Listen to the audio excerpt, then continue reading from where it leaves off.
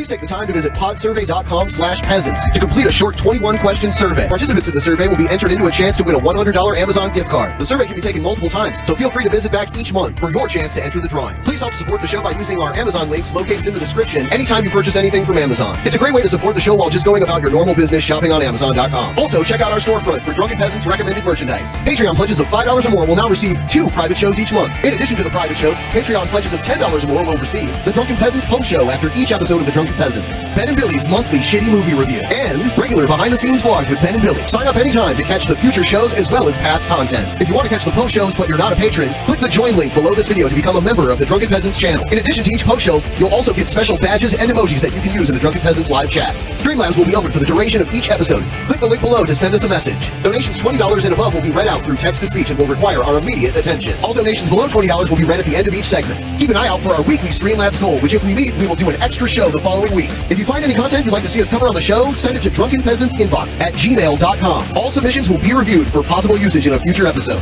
Click the Discord link in our description to join the Drunken Peasants Discord. Interact with other Drunken Peasants fans in text and voice chat, as well as the peasants themselves. Visit the Google Play Store and download the Drunken Peasants app to catch the audio version of the show while you're on the road. In addition to the app, the audio-only version of the show is also available through iTunes, Stitcher, Spotify, SoundCloud, and other audio platforms. That's all we have for now. Enjoy the show.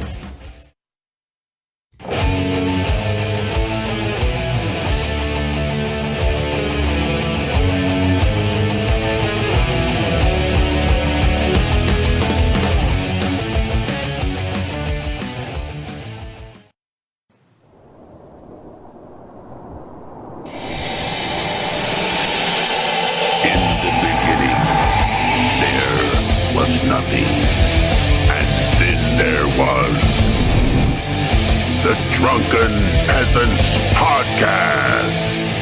I got to get with this. Say, man, you got a joint? No, not on you now. It'd be a lot cooler if you did. From the strangest corners of the internet, here to bring you opinions of the world from an altered perspective. Here are your hosts, the Drunken Peasants. Hello, everybody. Welcome to the Drunken Peasants Podcast, episode 585. Here we are once again, and we're joined once again by Jeff Holiday. Welcome back, Jeff. Hello. I'm happy to be here. Jeff's a sweet boy. He is. He's a very sweet boy. He's a very sweet boy. I'm just getting sweeter.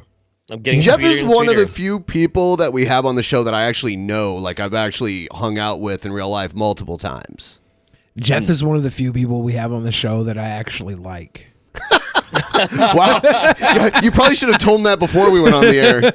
But, yeah.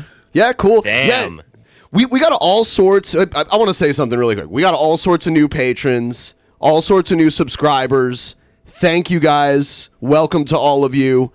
We're doing a Patreon private show, by the way. If you're already signed up, you're already getting it. I guess I have to dress as a woman for it because I made a crazy promise that I'm going to do that.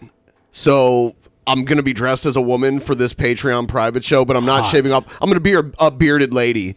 I'm not shaving for it. Was there supposed to be like some Patreon reward where like you and I were supposed to shave each other's legs? I remember that. Yeah. No, was that a long time ago?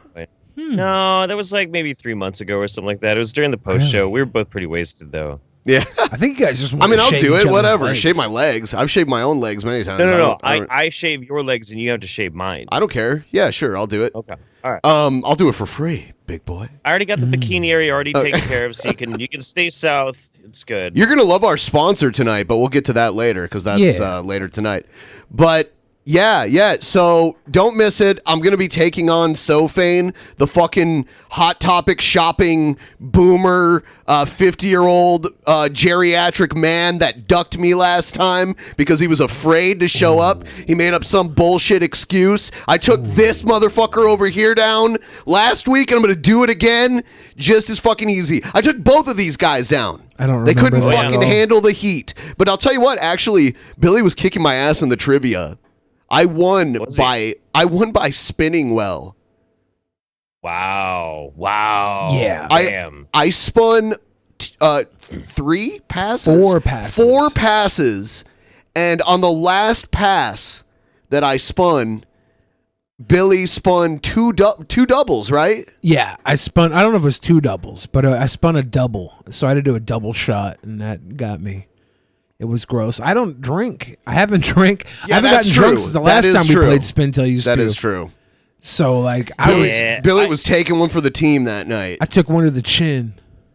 I felt pretty bad because I didn't spew. I just tapped out because I mean, like, when I was drunk and I was like, "Oh, I'm just bored, dude. I can't keep doing it. I'm just bored." But really, I had to tap out. I was just too drunk. Sure. Couldn't I keep mean, doing like, it. I don't want anyone to feel obligated to spew because that. I mean, like, if you really don't feel well, you should probably just end it. Because But that's the game. I should have puked. You can either give up, pass out, or spew. Those are the ways you lose. I was so into this idea too. Like I had towels on my floor, so I was prepared just in case I did. I didn't think I was gonna lose. I did lose, but I didn't think I was. But if I did, like my ass was prepared. I should have just given. I should have given the people what they wanted. They wanted puke. I should have given them puke. You know, Jeff, instead of saying my ass is prepared, in the future you can say my anus is ready. Yeah, that's kind of like saying the same thing. By the way, guys, if you're sending in Streamlabs, we'll read them at the end of our first segment today. Guys, I've figured this out. It really helps when we're live streaming if you like the stream. And the only reason why I'm reminding you is because I wouldn't remember to do it unless someone told me. So I'm telling you to do it. If you could, please. Actually, I'm asking. And also make sure you're still subscribed. Yeah.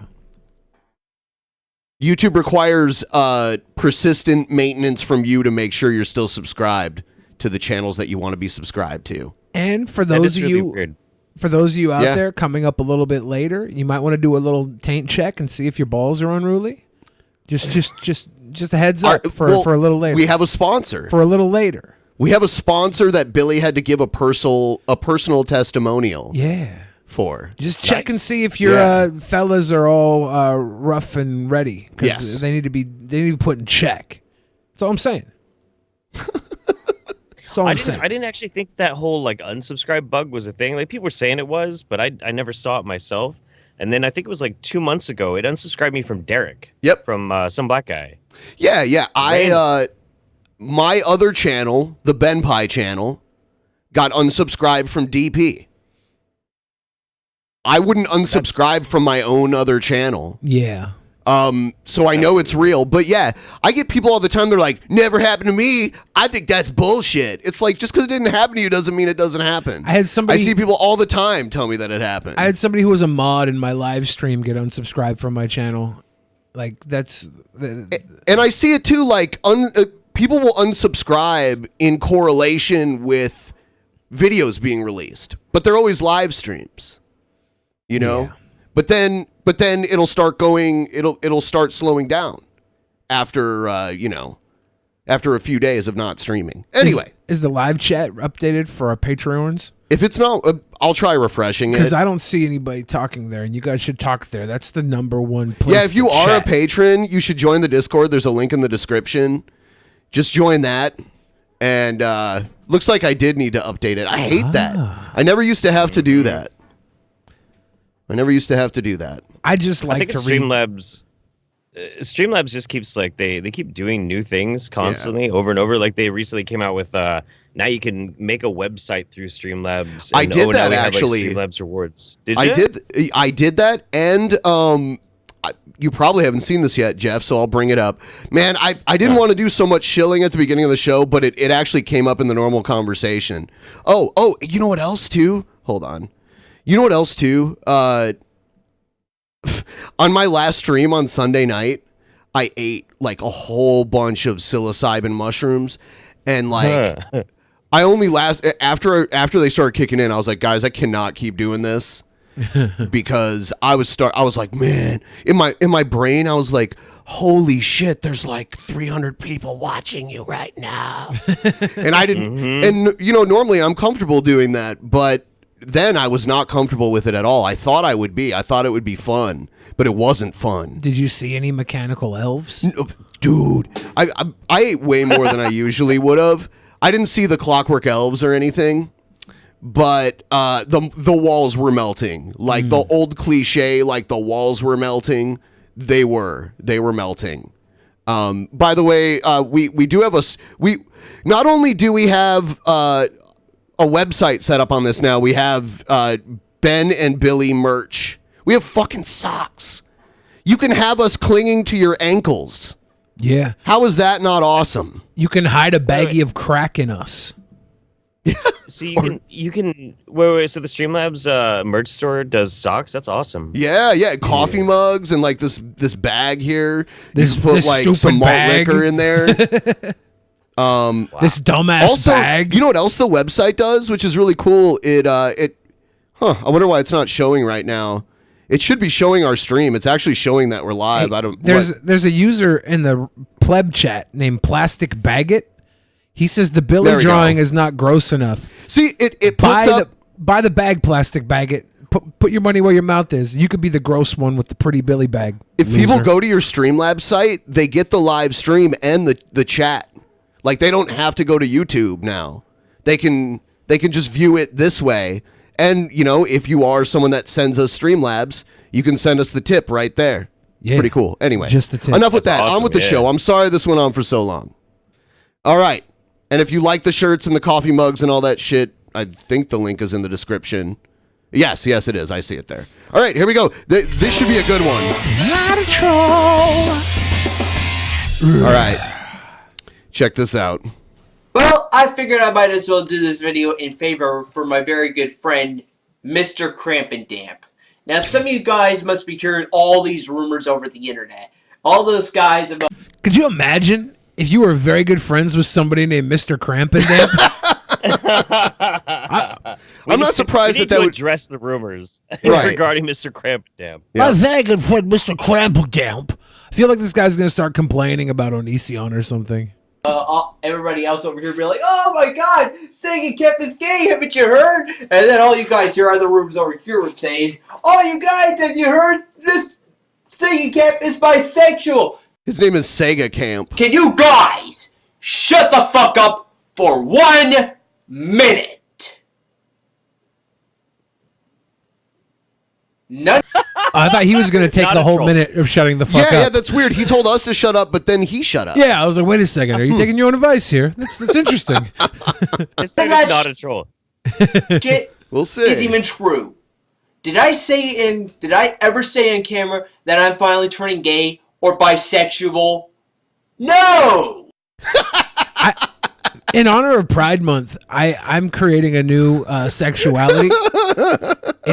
It's bias-sexual.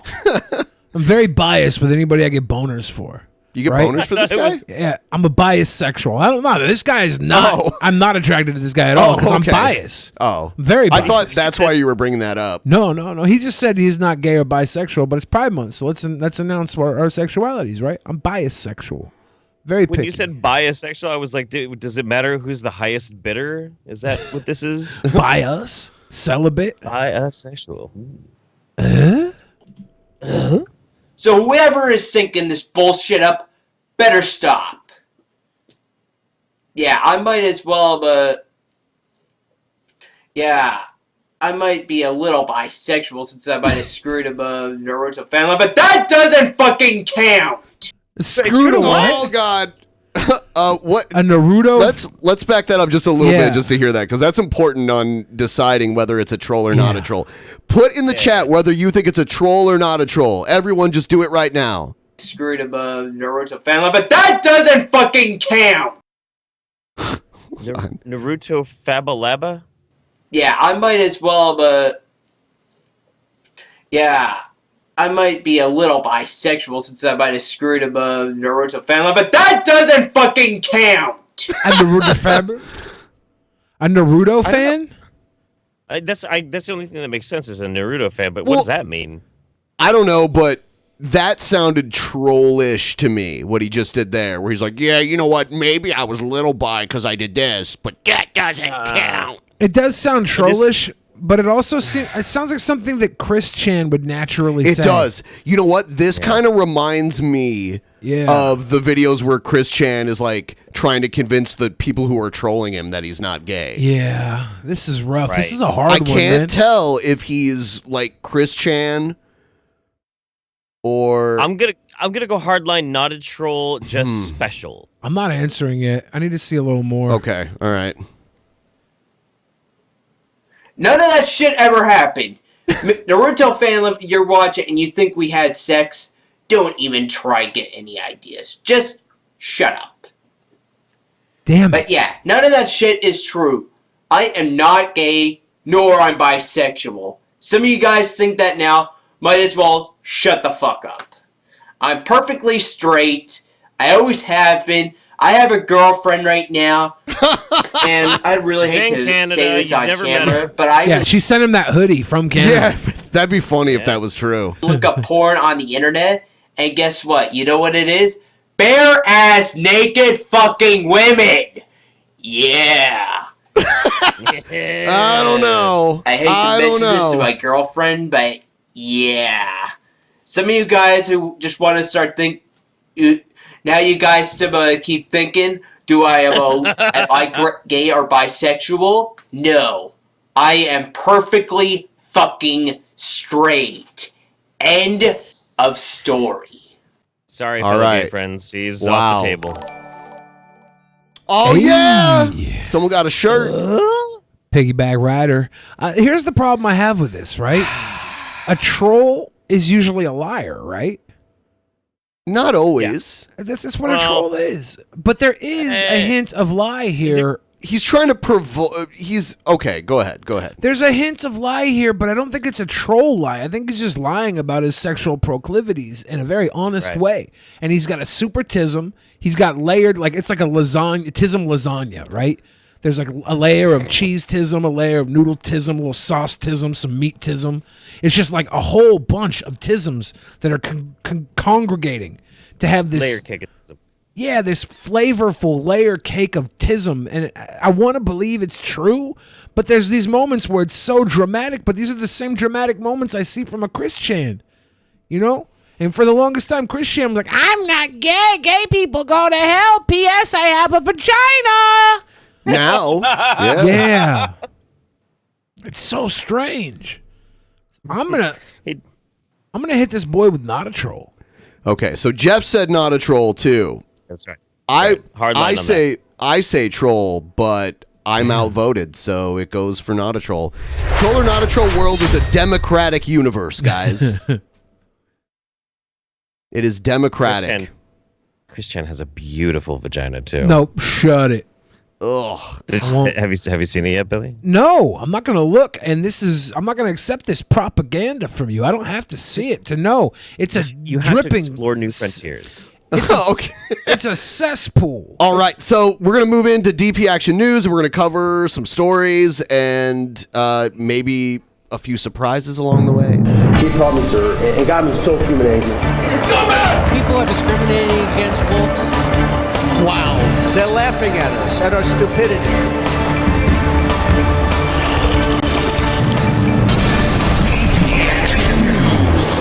And you better well learn to love it.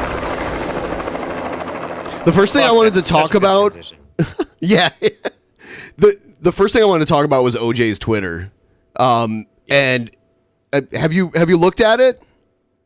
Oh, the juice is loose, baby. I love it. I'm addicted already. It's been up for like 3 days, and he's pushing. He's coming up on 1 million. He'll be up to 1 million followers within a few days here. I'm gonna play some of his videos, some of the videos he's posted, and I'll tell you what. Before the whole murder trial thing happened, OJ was known as a lovable guy who wasn't quite a genius. And he was just a lovable dope. And those are the characters he played in movies and stuff like that. Cuba Gooding Jr. did a good job at capturing like those mannerisms that OJ had. He played up with Leslie Nielsen in the Naked Gun series. Like that's yeah. I mean, who's a more goofy guy than Leslie Nielsen? You know, those movies were goofy as fuck. Very lighthearted. Norbert. That's killer films. Norbert. Yeah, which is funny because Norbert was a white guy in the Police Squad TV show. The Naked Gun movies, the Naked Gun movies were based on a TV show in the 80s called Police Squad that Leslie Nielsen was in, It's the exact same story, but Norbert was played by like a white dude, like an average-looking white dude, and they replaced him with O.J. Simpson. Fuck yeah. Yeah, that's hilarious. Hello, Twitter world. This is yours truly. You know, this is my first venture into the social media world, and it's amazing. Amazing. Especially how quickly they can put up counterfeit sites. Oh yeah, okay. So you can. Oh, okay. He's acting like, people put up counterfeit sites. Inside, he is seething with rage. He is seething with rage right now that people are impersonating him. What's the worst you could do? Like just wait. We'll deal with that. Anyway, we'll deal with that. I want you to remember that he said this because later I'm going to get to a bigger point here. My life has always been involved in the sports world, and I suspect as the weeks goes on, that's pretty much what we'll be talking about. But once in a while, I'm going to go off topic and talk about something else, and this is one of those times. He's going to talk about how he never banged the Kardashian mom and that Khloe Kardashian isn't his daughter. Okay. Bob Kardashian, he's like a brother to me. He's a great guy. He met and married Chris, and they really had a terrific time together when they were together. Unfortunately, that ended. But never, and I want to stress, never in any way, shape, or form had I ever had any interest in Chris. I can't believe a word he says. I mean, maybe he is telling the truth here, but I just don't know, Romantically, sexually, and I never got any indication that she had any interest in me. So all of these stories are just bogus, bad, tasteless. I can't get behind this. Like, honestly, anybody gets like rubbed up on by Kris Kardashian, you're gonna fuck her. Of course you will. She's a very lovely lady. Here's the thing. She's pretty. Here's the thing. We know that Kris Kardashian, right? We know that she was into sports guys. Because at the time, she was married to the lawyer, and she wanted a sports guy. Because she went for Kris Jenner. Or what? Not Kris Jenner, but Bruce Jenner. And she went for Bruce Jenner. And because we know Bruce Jenner had cut off his pee-pee. I don't know if that happened, but he transitioned. She likes sports stars that like to cut things. And OJ murdered his wife, so she was hella wanted to bang OJ. That's 100% right there. That's not some flawed logic. I did the math. I think Kris Jenner still has. I think she still has her penis. You mean Caitlyn? Yeah, Caitlyn, whatever Yeah. They both, I don't. Maybe he didn't cut his penis, but he cut his hair. Oh my God, Billy! She cut her hair. Bob would be if he was here, but the simple facts of the matter is she's not mine. Now. So yeah, he goes on. But the main thing I want you to take away from this is the thing he said at the beginning about how people make counterfeit sites. But don't worry, we'll take care of that. Just remember that. If she's not OJ's daughter, you're missing the point here. But if she's not OJ's daughter, then why does she look like a linebacker? I don't know. It doesn't mean OJ wasn't a linebacker, by the way. Anyway, well, she looks like one. All those other fucking Kardashians are supermodels. There goes your logic right out the window. They're all supermodels, except Khloe, who plays. Who cares? Who plays for the fucking 49ers? She could have another dad that isn't OJ Simpson, or she could just have gotten some recessive traits from her dad that the other two didn't get. Why do all her sisters look like they do 69ers and she's a 49er? That's all I'm saying. Hey, Twitter world. For years, people have been able to say whatever they want to say about me with no accountability. But now I get to challenge a lot of that BS and set the record straight. More importantly, I'll be able to talk about everything, especially sports, fantasy football, and even politics. But for now... Is this where he lives? Doesn't he owe a shitload of money to the family of the people that he was found civilly responsible for their deaths? Yeah, this is probably his apartment complex. Because he was acquitted of the murder, but he was found in a civil trial responsible for their deaths. So he owes them fucking tons of money. Is he living... Is this... There was a good stint where he was in prison too after he did that crazy breaking and entering thing. Like, he kidnapped someone, false imprisonment. But doesn't he live in Las Vegas? Yeah, he kidnapped somebody. He lives in Vegas. Yeah. Yeah, the place like this in Vegas is super cheap. He should be living in a studio apartment until he pays them off. I thought you didn't care about punishing criminals, Benjamin. This isn't a criminal punishment. This is a civil punishment, Billy the Fridge. Oh, so because he's civilly liable, he should not. They live sued him. He should not live in a nice house.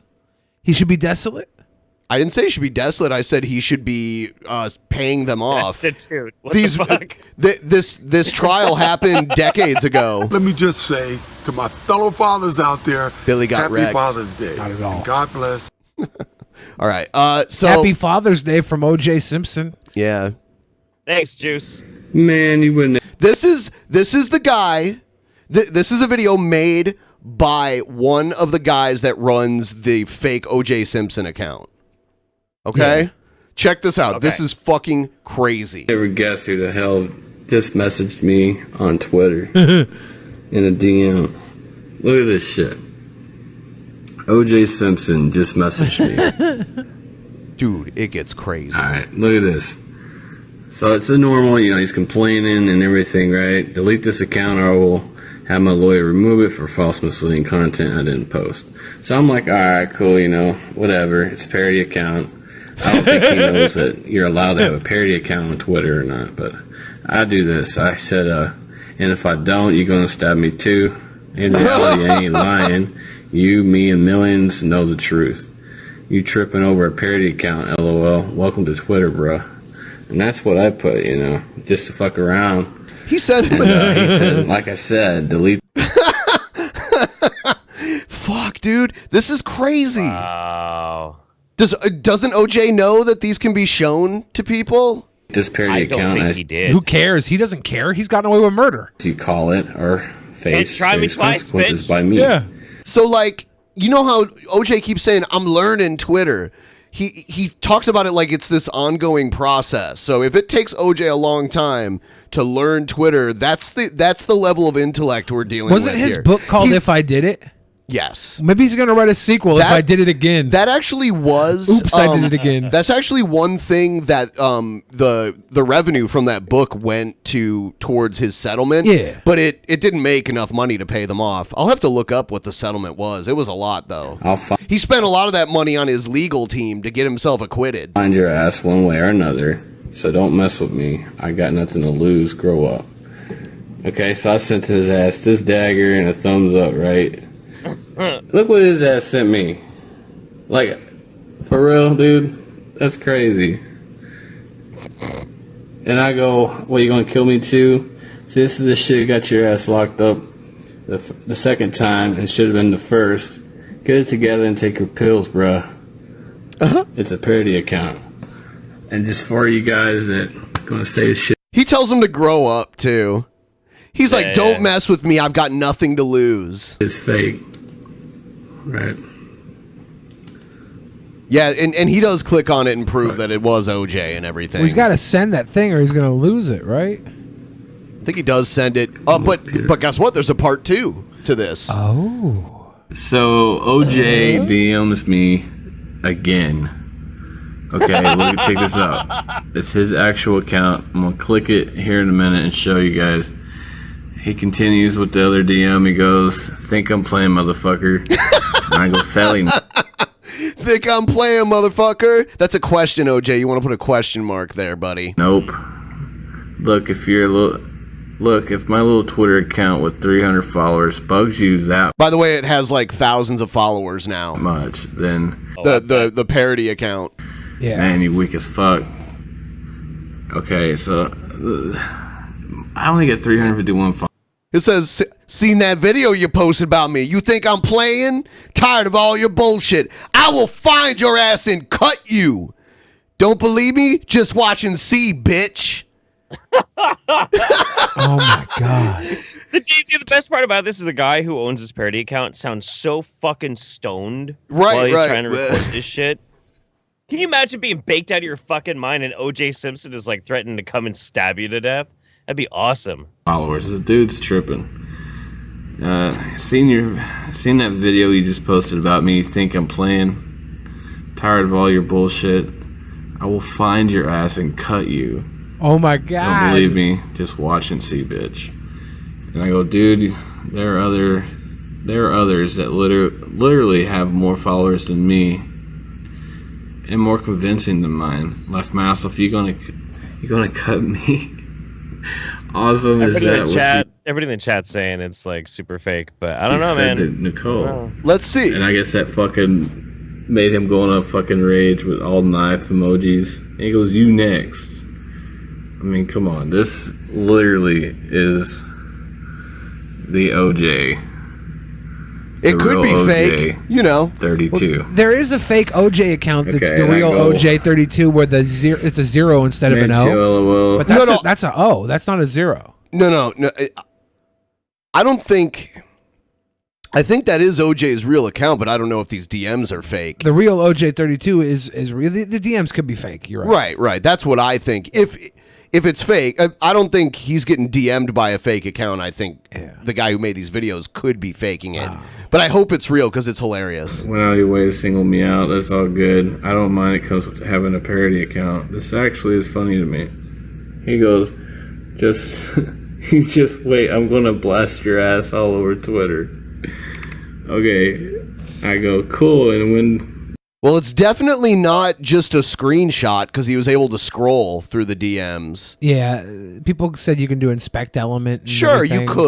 you could. You do, I'll be here.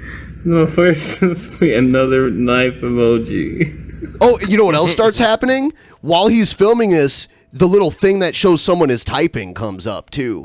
Man. This is crazy, guys. This dude's gone psycho. Dude. All right. So on his Twitter right now, it says, to end all the confusion, I'm willing to live stream myself going through the O.J. Simpson direct messages on Twitter. He hasn't done it yet, but he said he's going to live stream it either today or tomorrow. So I don't know. We'll see. Wow. I hope. I so hope they're real. If it's real, all you motherfuckers talking shit in the chat have to come back and apologize. Are you going to apologize if it's fake? I'll apologize now if it's fake. I'm sorry if it's fake. I'm sorry, guys. I don't care. I'm sorry for Ben apologizing. If I was Ben, I'd double down and just start knife emojiing you guys. I'm going to see if I can get a knife emoji up in the chat. Messaging me. Yeah, look. Now. What the fuck? I guess it could be a video that he edited and is just like playing on his screen like this, full screen, but I don't know. It doesn't. I'm not surprised. O.J. Simpson is fucking crazy. He's pretty crazy. I saw the rage in his eyes when he was like, "There's counterfeit accounts, but don't worry, I'll deal with that. It's gonna be all right." Yeah. I couldn't find a knife emoji, so I spammed a sword emoji. A sword? A sword emoji. It looks like a lot of people are putting knives and swords in the pleb chat. I put the sword. Oh, that was you. That was you. Knife. Yeah, sword. He's a trendsetter. Yeah, and then he clicks on it here, and it takes him. And hold on, I didn't see an edit. That was fast. I didn't see an edit. Well, if it was an inspect element situation, that link could still go there with all the. But the fact that it was live while it was going through it's very convincing. It could be faked, but it's very Pretty convincing. convincing. Yes. All right, so I guess we'll follow up on this when more evidence is presented later. A little touch up here. Speaking of celebrities who have done wrong, Bill Cosby's on Twitter this week. It's funny that you mentioned that. Yeah. Right here, Oh, no. Bill Cosby. Hey, it's America's dad. I know it's late, but to all the dads, it's an honor to be called a father. So let's make today a renewed oath of fulfilling our purpose, straightening our families, and raping women. He called in this tweet from prison. Dude, he blocked GameStar. Did he? Yeah. That's hilarious. I don't think it's him. He doesn't directly run this. Hey, what you got to say? You like taking advantage of women? Jesus Christ. So yeah, I noticed that. So I pulled up that tweet because I thought that was interesting. Anyway, here's another update on the Mercedes Carrera thing. Mercedes Carrera, Damon Sins granted bail request. $2 million. $2 million. Which means they're not getting out. I don't know. Don't you only need 200,000? Oh, is that how that works? Oh, I think you put up 200,000. The bail bonds do the rest, but you lose the 200,000. If you have your own 200 million to put up, like a millionaire fan of Mercedes could put up the 200 million, and then when she goes to court, he could get it back, right? Right. So if there's any millionaire fans out there who want Mercedes to owe you one, Rancho Cucamonga, California. In a pre-preliminary hearing this morning at the Superior Court of California, County of San Bernardino, adult performer Mercedes Carrera and husband Damon Sins were granted motions they made to Judge Stephen G. Selson requesting the right to post bail until trial on the multiple felony charges they each face. Bail for each was set at $2 million. So it's not $2 million for the two of them; it's $2 million each. Yeah. So for them to both get out, they got to raise up $400,000. And we had Nick Rekieta on, and he said he couldn't give us specifics, but he says he has some insider info, and she's probably in trouble. Oh, sure. It doesn't look good for her. Like if they can prove. If she can prove that, like, she didn't do any diddling, but was around and diddling occurred, she's still fucked forever. Of course. Like, and she also had drugs and guns, too. That is... drugs and guns. That's more of a gray area for me. Like, drugs and guns happen.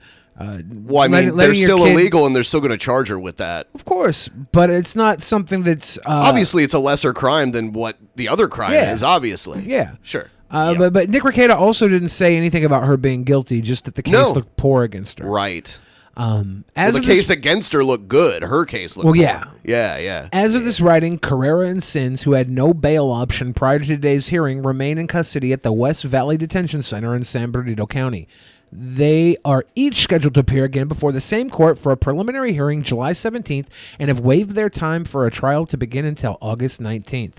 Carrera's representation at today's hearing, public defender Joshua Castro, explained to AVN, at the July 17th hearing, evidence will be presented by the prosecution to try to support the charges made against my client. And if the judge decides there is no evidence supporting those charges, the case will not move to trial. I look forward to defending my client as the case moves forward. She's already been in prison the majority of this year.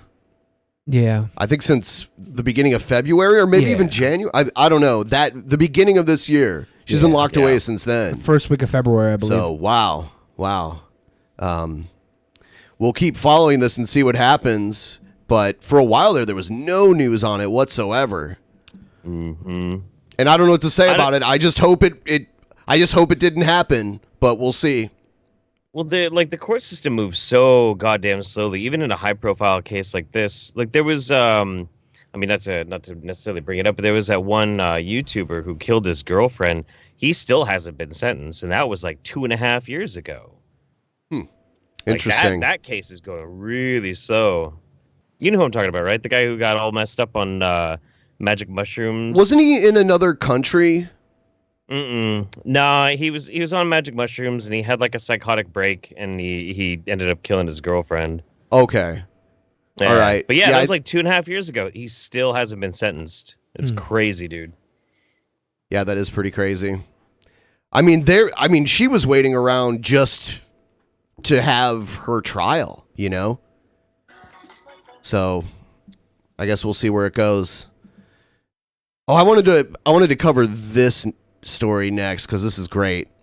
And this kind of has like a personal component for me because when I was a kid, or well, like a teenager, me and my friends drove up to Hell, Michigan, just to go there and see the snow and be like, look, hell froze over. I don't know. It's a weird novelty town. Hell, Michigan is a little tourist trap town in the middle of nowhere where you can be like, look, the sign says welcome to hell. Ha ha. Well, anyway, some YouTuber, rich YouTuber, Elijah Daniel, I don't really know who he is. Yeah, I'm familiar with him. I think he works with Christine Sedelko or whatever and other little Yeah.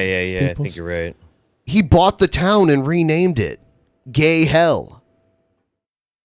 That's awesome. YouTuber the reason he gives for it is awesome too.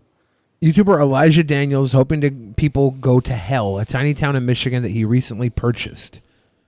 Yeah. Daniel, 25, announced Tuesday that he bought the town of Hell and officially renamed it Gay Hell. He said it as an act of protest against the Trump administration's recent rejection of requests from U.S. embassies to fly the rainbow flag, a symbol of gay pride, during the month of June in celebration of LGBTQ Pride Month. The town is about 15 miles northwest of Ann Arbor and is believed to have a population of about 70 people. 70 people? Yeah, I thought the sign said like 18,000 or 1,800. 1,800. No. That was the year it was established as a town. Never mind. Yeah. Ahead of Pride Month, Trump's administration put a ban on the embassies flying pride flags, Daniel tweeted. So as of today, I am now the owner of Hell, Michigan. I bought the whole town, and my first act as owner, I have renamed my town to Gay Hell, Michigan. The only flags allowed to fly are pride. Daniel told NBC News in a phone interview Monday that his flag rule is intended as a joke, and there will not be a ban on other flags. That's awesome. That's a great fucking troll. There's the owner of Hell, Michigan signing over the town. Could you imagine signing over Hell to some gay dude? Is he gay? Elijah? Oh, yeah. Okay. Yeah. But, like, you're this old man, right? And you fucking lived in hell forever, and you kept its values up. It was very Christian, very straight-laced. I don't think it was. And you're down in the dirt. You know, you've owned hell, just keeping it out of the hands of the sinners. And because you owe a lot of money for your gambling debts, you got to sell it to a gay dude during Pride Month. I'm just saying, he's got to swallow his pride here. I don't think he cared. You don't think so? Yeah, I think you're assuming a lot there. Huh. Yeah. Okay. I mean, the whole reason they do the thing with Hell, Michigan is like to raise up funds for like town projects. So you can pay money in and become the mayor for a time. Yeah. Really? I guess this dude just bought it. Yeah, Jeff knows about Michigan. He knows about Michigan. But like the part of Michigan, so like the UP is cool. Yeah. But a lot of Michigan is garbage. The LP sucks, dude. The LP is awful. Everything about Southern Michigan is crap. Yeah, and that's the part I had to live near. So, yeah. The UP is like beautiful for camping, you know. It's sparsely populated and everything. The UP is a frozen fucking wasteland. It's a goddamn no man's land of tundra. Only the hardest of hard fucking people live there, and it's so fucking boring. All they do is every goddamn night go out and get blacked out fucking drunk, and then crash their snowmobiles on the way home, crawl through the snow, get home, crawl into the sauna, and eventually pass out in their own bed. And the only reason they even crash their snowmobiles aren't because they're too drunk and they don't know how to drive it. It's so they have something to do tomorrow. That's Upper Peninsula, Michigan. Damn. Yeah. It's great. Oh, no. Check this out. Alex Jones is in the news. Oh, shit. Why does this...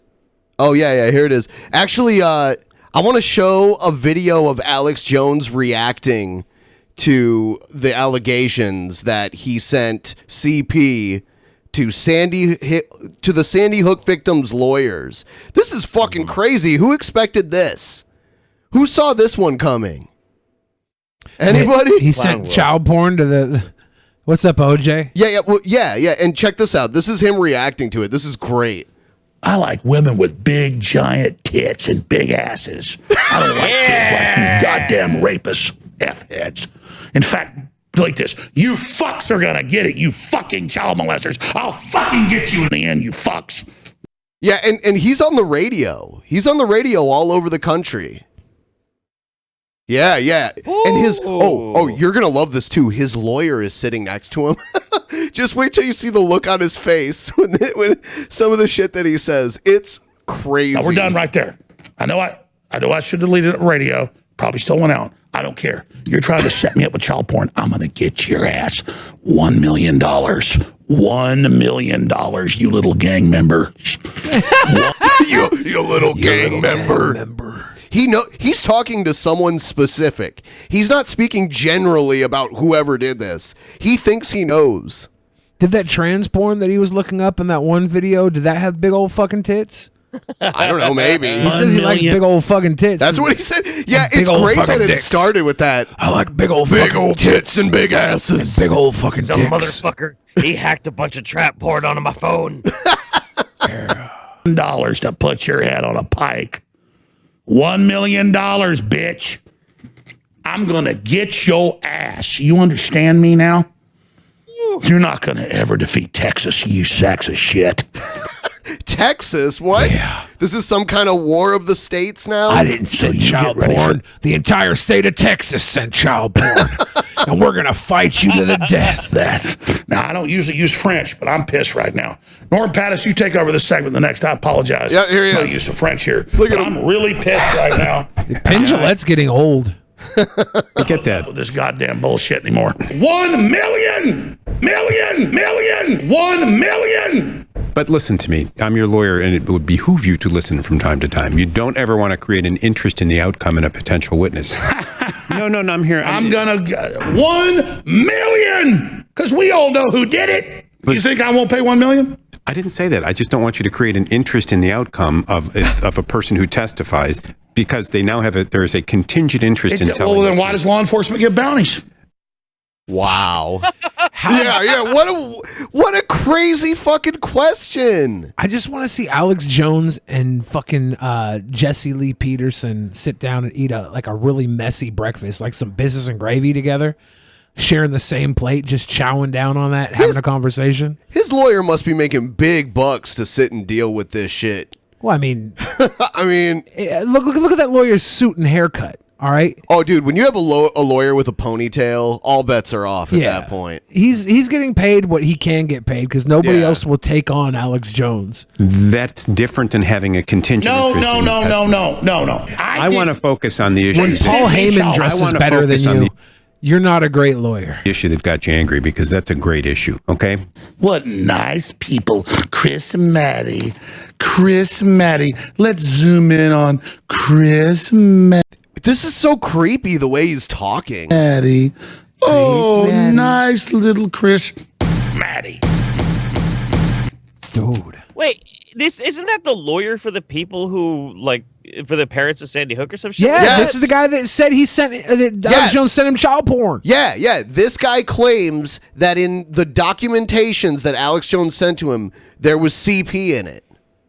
Well, you see now, goddammit, I was trying to send him a Subway sandwich. We'll read the story, but I'm just playing this crazy video of him reacting to it. It's edited well, too. Somebody edited it. I was just trying to send him a Subway sandwich, and I forgot that Jared from Subway was child porn and not sandwiches anymore, so I actually sent this child porn. I want to give him a sandwich. What a good American. What a just good... As a pro tip. This is pretty important. Just as a pro tip, if you ever find yourself in legal trouble, what you absolutely do not want to do is publicly make it a point to like shame shit on or take a leak on the opposition's lawyer. Don't ever fucking do that. Everybody screenshot this. I'll just put it up. Get your screenshot. All right, there we go. All right, we'll get back into this. Boy, you think you'll put on me what... Anyways, I'm done. Total war. You want it? You got it. I'm not into kids like your Democratic Party, you cocksuckers. You fully grown adult cocksuckers. Like the Democratic Party. So get ready. Wow. Anyways, you're my defense lawyer. Look at his face like, man, what the fuck have I got myself into? I'm not putting up with these guys anymore, man. He's going to raise his rate. And their when behavior. Your lawyer looks like a hippie version of Mark Maron, you're in trouble. Because I'm not an idiot. They literally went right in there and found this hidden stuff. Oh, my God. Oh, my. And I love how his desk is just covered in paper. How much fucking paper gets wasted by Alex Jones? I bet you half of it is Pepe memes. My friends, we want to protect you now, Alex. You're not going to get in trouble for what we found. F you, man. F you to hell. I pray God, not anybody else, God visit vengeance upon you in the name of Jesus Christ and all the saints. Now he's praying. I pray for divine intervention against the powers of Satan. I literally would never have sex with children. I don't like having sex with children. I would never have sex with children. I am not a Democrat. I am not a liberal. I do not. This is great. I can't. I'll never have sex with children. I'm not a liberal. I can't do it. Cut children's genitals off like the left does. What? Hold on. What? Look at the lawyer pop for that too. Like, what the fuck? I would never have sex with children. I am not a Democrat.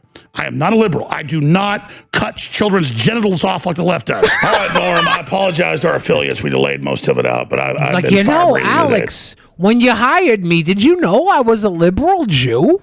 Did you know? Oh, wow. Did you know, Alex? Yeah, so here's the actual story.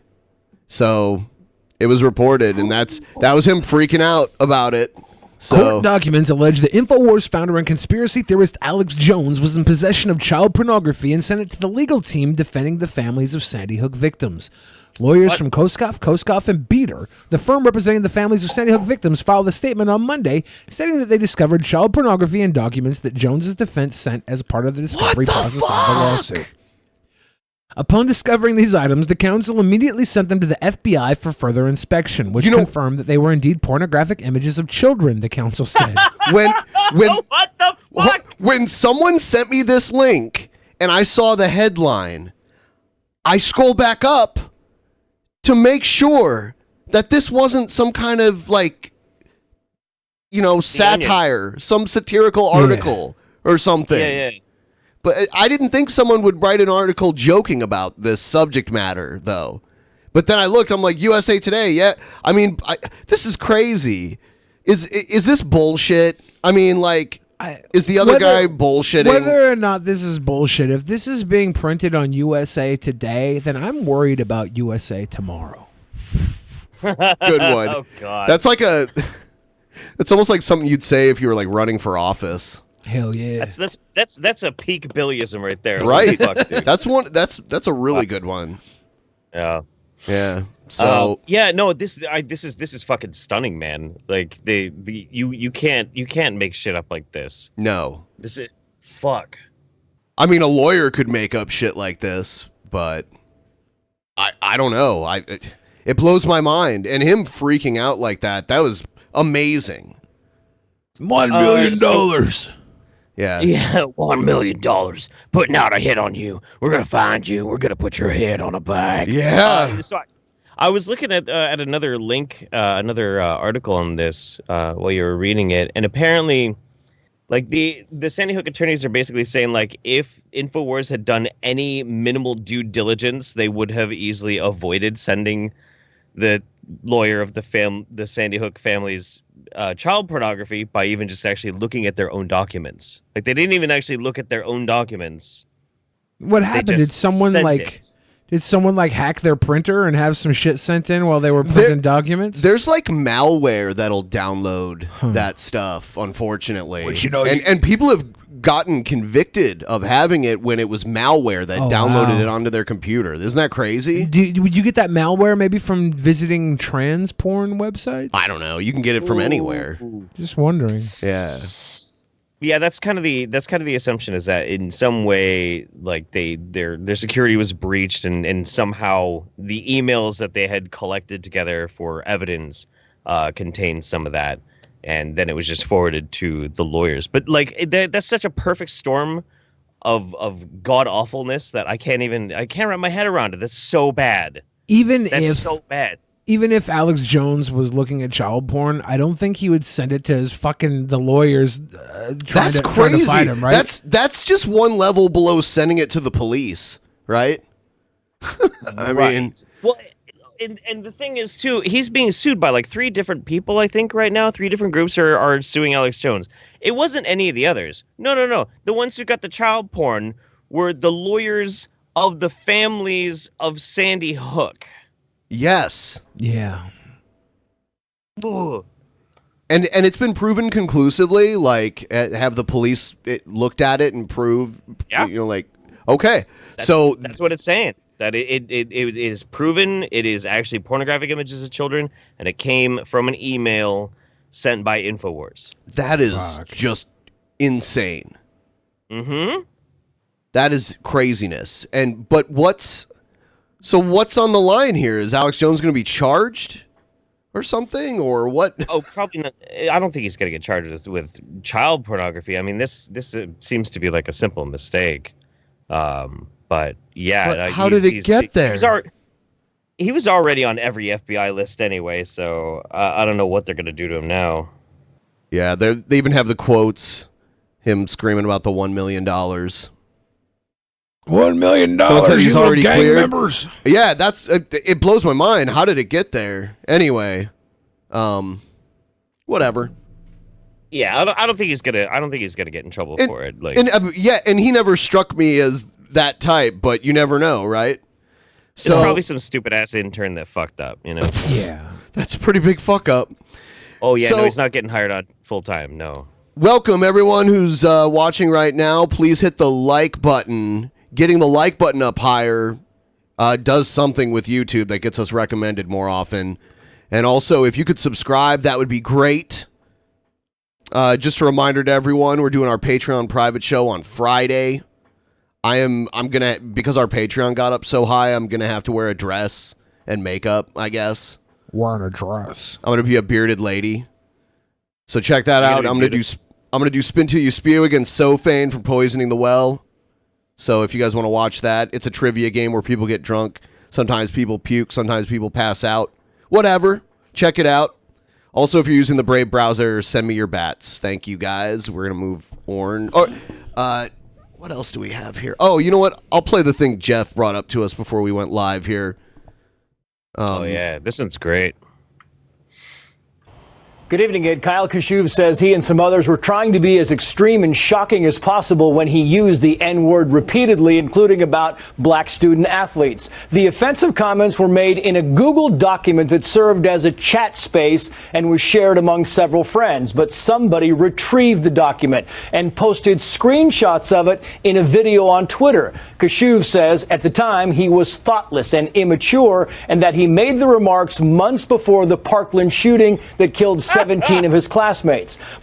So he was officially accepted into Harvard, but now Harvard's taking it back, right? They're like, nah, Yes. we're cool. Yeah, well, they rescinded their offer. Like there was no contract, no nothing. They offered. They were like, yeah, no, you can come and learn here. And now they're like, nah, no, you can't. Maybe he should apply for Howard University. Howard University? Yeah. Maybe you should apply for Trump University. It appears some former students at PragerU, man. PragerU? Marjorie Stoneman Douglas High School wanted nothing to do with his apology and took the matter directly to Harvard, asking the college to rescind Kashuv's admission. Kashuv then apologized to Harvard for the, quote, hurtful things he wrote, saying he's no longer the same person, especially Everyone in the says wake of the that. shooting, and asked how he could right this wrong. It didn't help. In a letter that Kyle Kashuv shared publicly, Harvard wrote in part, quoting, as you know, the committee takes seriously the qualities of maturity and moral character. After careful consideration, the committee voted to rescind your admission to Harvard College. So is somebody? Oh, go ahead. Oh, I was just gonna say. I was just gonna ask you what you were gonna say about it. Oh, somebody had this great take on it. I think it was today. I don't remember who it was, so I can't credit you, but they were like, it's weird because all these hardcore conservatives are standing for Kyle Kashuv. I couldn't get into Harvard because my grades weren't good enough. I guess what you're saying is it's better to be racist than dumb. I'm like, That's a really interesting take. I mean, it's a joke, obviously. Yeah, but yeah. I find this really interesting that anybody's having like a super big problem with this. Like that literally what you are judged on when you try and get into a college, into a university, is your behavior and your performance as a teenager. That's actually what they do. That's what they've always done. They've done that for hundreds and hundreds of years, all the way back into the invention of universities. Like, is he Harvard's a about who good you young know. man of character?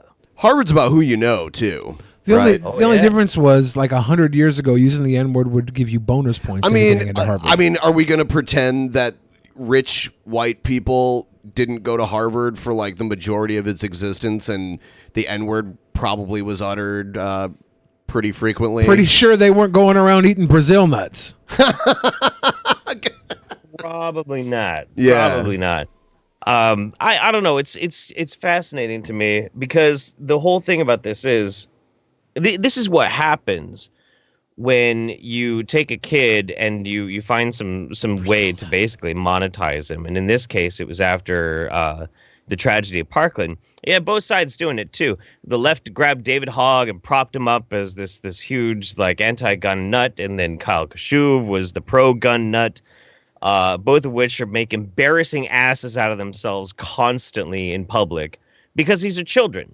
These are children being propped up by a bunch of dudes who have a bunch of By money politicians. invested in it. By politicians, right?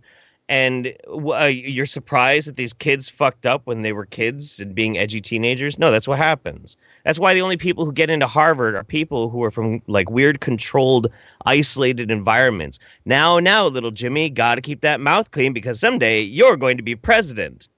But that is the thing that is the most concerning to me about this situation. What they wanted to do with Kyle Kashuv, and he actually almost did it, was he was going to be heading up Turning Point USA in a local branch.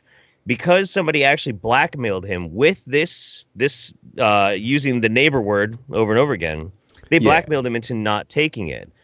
But not, what was it, 2 months ago? We had the head of Turning Point USA in Las Vegas, he and his girlfriend, sitting there drunk out of their minds, flipping off the camera saying, white power, we're going to run the country, fuck neighbors, fuck neighbors. Like, this is weird. Yeah, it's true. It's getting weird. It's getting weird. Like, there is a weird connection between corporatized Talking Point conservative Republican youths, Turning Point USA, and people blasting out fucking, fuck neighbors, and all this kind of shit over and over again. It just keeps happening. Right. You're right.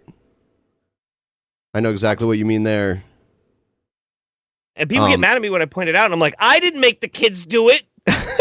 Didn't you say Ben Shapiro was flipping out about this too? A little bit. He was saying that this is the time for like forgiveness and blah blah. He's saying what the script says to say. Yeah. Look, this is a time for forgiveness, okay? There are a lot of people that have a different opinion than Kyle. And we need him to survive because not enough people think that we should have guns after being victims of school shootings. Yeah. Okay? So we need to look over the fact that he was a bit racist and a bit edgy because we need young youth like him that have went face to face with a school shooter and still want guns in school. So I guess the CEO of Google recently said that YouTube is too big to fix. Is YouTube Probably too big to fix everything? I definitely agree that it's too big to fix everything. It's constantly evolving. For one, it's too big just to fix their technical issues. Forget the social issues that come about because people using YouTube. Their technical issues are they take months and months just to patch up a problem that they had a year ago. Yeah, it's ridiculous. But the social issues, once they clean up one thing, it's going to open up a door for something they didn't even realize, and it's going to continually happen. When you start cutting out, like, there was 2016, there was a huge cyberbully commentary community on YouTube, and they tried to combat that by giving the Vine kids their little push. Cyberbully commentary, like Onision. Yeah, Leafy is here. Those guys, all my friends. But what they did. Keemstar. Yeah, all my friends. I said every friend except Martin Shkreli was a cyberbully commentary. Oh, Martin Shkreli's a sweet boy. He just wanted the AIDS babies to die. Oh no, but they tried to combat that by bringing in the influx of Vine kids with their live vlogs. They changed the algorithm to benefit those kids. Jake Paul, Logan Paul shot up. They had these pretty Disney boys. They thought they were safe until they realized they're stupid as hell, and they'll go and desecrate suicide forests in Japan. I mean, not only were they doing that, like all their neighbors hated them because of how loud and crazy they'd be at their house, and there'd be like legions of fans like standing in the street. Yeah.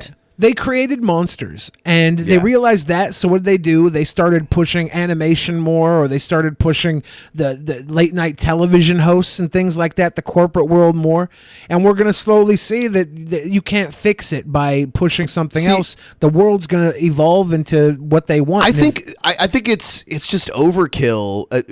I mean, this shit has always existed, but they're overcompensating and ruining the site in the process. Well, they have to try and combat the worst offenders. So they have to try. So right? it says Google on YouTube has been struggling with all sorts of content that YouTubers have flagged, including fake and conspiracy videos and lewd comments on children's videos.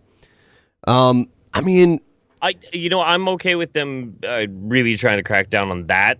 I think they should just make a new website for the children's videos and get rid of the comments there. And they have a separate app for maybe YouTube Kids, and maybe develop it more like that. Yeah. Yeah, and then make YouTube what, like 13 plus, 14 plus, something like that. Well, YouTube technically is 13 plus without parents' permission, right? You think that ever actually happens? Anyway, though, there's no way to totally stop it. It sucks that it happens, but there's no way to totally stop it. People are always going to slip through the cracks. We've gotten much better at using a combination of machines and humans. So it's one of those things, let's say we're getting it right 99% of the time, you'll still only be able to find examples. You'll still be able to find examples. Our goal is to take that to a very, very small percentage, well below 1%. And I mean, you kind of got to agree with that. 99% of the time, YouTube's running just fucking fine. 1% of the time, you are going to find some problems. But it's that 1% that is probably, the most successful 1%, because only 1% of YouTube is really successful. So 99% of the time, you got a bunch of content that nobody cares to fucking watch anyway. Sure, it's not going to piss off anybody in public. It's not applied unilaterally, though. That's one of the things that's really crazy about it, too. If you are a 1 million subscriber YouTuber, you're going to get away with a lot more than if you're a 100,000 subscriber YouTuber. And if you're a 100,000 subscriber YouTuber, you will get away with 10, 20 times more than if you were under 100,000. Like, that's just the truth of it. There are people out there who've done, like, daily streams blasting out every fucking racial epithet, like brigading on people, doxing people openly in massive streams. They never get fucking taken down. But then you got some kid and he gets a little bit fucking edgy with his like 2,000-3,000 sub channel, and he just says the wrong thing, covering a little bit of a spicy topic, and suddenly his video gets yeeted and he gets a fucking strike. It's true. It happens all the time. Or you could do a video making fun of something crazy like Sandy Hook conspiracies, and it'll get taken down. That's what happened on this channel. A video that was like 2 years old. Or, you can have your children gunned down in a school shooting, and then when your lawyers go to defend you against a guy that said it was all a clever ruse, he'll send them child porn, right? Then what do you do then? Yeah, then what do you What's the answer, YouTube? Man. Jesus Christ. All right. USA Today, man. I'm worried about USA I have tomorrow. one more USA Today that's crazy. Check this out. Check this out. What is this world? Millionaire gets 9 years for fiery death of man helping him secretly dig tunnels for a nuclear bunker. This is crazy. You know how crazy this is? I know this guy. No. He used to hang out in the fucking chat I would do with Martin Shkreli every day. Really? Okay? Yeah, I knew when he was digging the tunnel. Was he paranoid as fuck? Oh, Because I read this dude. and it sounds like, this is crazy. He would talk in like a weird Ebonics voice to get people not to know his real voice. The guy's done like weird like public speaking engagements, and he'd show up in an entire fucking like hazmat suit so nobody could see his face at a public speaking. It was fucking hilarious. A wealthy stock trader has been sentenced to 9 years for his conviction in the fiery death of a man who was helping him secretly dig tunnels for a nuclear bunker beneath a Maryland home. This guy's name in the Martin Shkreli chat room was 3-Alarm Lamp Scooter. 3-Alarm Lamp Scooter? Yeah. Daniel Beckwith. And this guy had this ridiculous crush on this Asian girl that would hang out there, and they fucking trolled the shit out of him, and she would troll the shit out of him, and she's like, you're fetishizing me, and she like made him read this entire apology for fetishizing Asian women. It was so pathetic and funny. This guy was fucking ridiculous, crazy. He should have hooked up with the beautiful Natasha. Would have been way better, man. This gets so crazy. Daniel Beckwith, 28, had faced a maximum of 30 years in prison when Montgomery County Circuit Court Judge Margaret Schweitzer sentenced him. In total, Beckwith was sentenced to 21 years, but the judge suspended all but 9 years of the sentence. In April, a jury convicted Beckwith of second-degree murder and involuntary manslaughter in the September 27th death of 21-year-old Askia Kafra. During the trial, Montgomery County prosecutor Mary Beth Aries accused Beckwith of recklessly endangering Karifa's life. Beckwith ignored obvious signs of danger and sacrificed safety for secrecy while they dug a network of tunnels beneath a home in Bethesda, a suburb of Washington, D.C., the prosecutor said. So, I don't know if the article says this, but he would take this guy and he would tell him they were going to like do work at his house and say it was in Maryland, like somewhere like an hour and a half away, and he would drive with the guy blindfolded around the city. Yeah, it says it in this article. Oh my God. Yeah, this guy was a lunatic. He's a millionaire at 28 years old, and he's building a nuclear bunker, but he's like hiring some foreign guy illegally, basically, to work in unsafe conditions. Yeah, because he didn't want to he didn't want to have people show up at his house because everything he was doing was illegal. Yeah, he could have fucking hired contractors and shit. But no, because they wouldn't do it because it was all illegal. Look at this. Was the foreign guy Vietnamese? No, he was like African or something. Well, Defense that's attorney. how he fucked up, man. Oh. Defense attorney Robert Bonsib had told jurors the fire was an accident, not a crime. Firefighters found Coffer's naked, charred body in the basement of Beckwith's trash-filled house. Trash-filled house? Yeah. Only a few steps from an exit. Prosecutors said the extreme hoarding conditions in the house prevented Coffer from escaping. Fuck, dude. Fuck. Let's hope Chris Chan's not building a tunnel to Quickville under his fucking mom's house. They'll never make it there. Hours before the fire broke out in the basement, Coffer texted Beckwith to warn him it smelled like smoke in the tunnels. Aries said Beckwith didn't respond for more than 6 hours before telling Coffer that there had been a major electrical fire. Instead of getting Coffer out of the tunnels, Beckwith told him that he just switched it all over to another circuit, according to the prosecutor. Bonesib said Beckwith screamed for help from neighbors after the fire broke out and tried to rescue his friend from the blaze before heavy smoke and flames forced him to retreat. Beckwith did not testify at his trial, which lasted nearly 2 weeks. He has been in custody since the jury's verdict. Coffer met Beckwith online. Beckwith had invested money in a company Coffer was trying to launch as he helped Beckwith dig the tunnels. Jesus Christ. Beckwith went to elaborate lengths to keep the project a secret. He tried to trick Coffer into thinking they were digging the tunnels in Virginia instead of Maryland by having him don blackout glasses before taking him on a long drive. Coffer had a cell phone with him in the tunnels, but Beckwith used internet spoofing to make it appear they were digging in Virginia. This is just craziness. Yeah. This is a picture of the tunnel. Yeah, him in the tunnel. Yeah. Underneath these screeds. Wow. Coffer worked in the tunnels for days at a time, eating and sleeping in there and urinating and defecating into a bucket Beckwith lowered down to him. The tunnels had lights, an air circulation system, and a heater. A hole in the concrete basement floor led to a shaft that dropped 20 feet into tunnels that branched out roughly 200 feet in length. Investigators concluded the blaze was ignited by a defective electrical outlet in the basement. A prosecutor has described Beckwith as a skilled computer hacker who had he wasn't a skilled computer hacker, by the way. He was a normal run-of-the-mill fucking computer nerd that was paranoid as shit, who had a paranoid fixation on a possible nuclear attack by North Korea. That's why he was building this shit. But it sounds like he should have been more concerned about his electrical in his house than building a giant nuclear bunker. He's crazy. That's why his house was fucked up.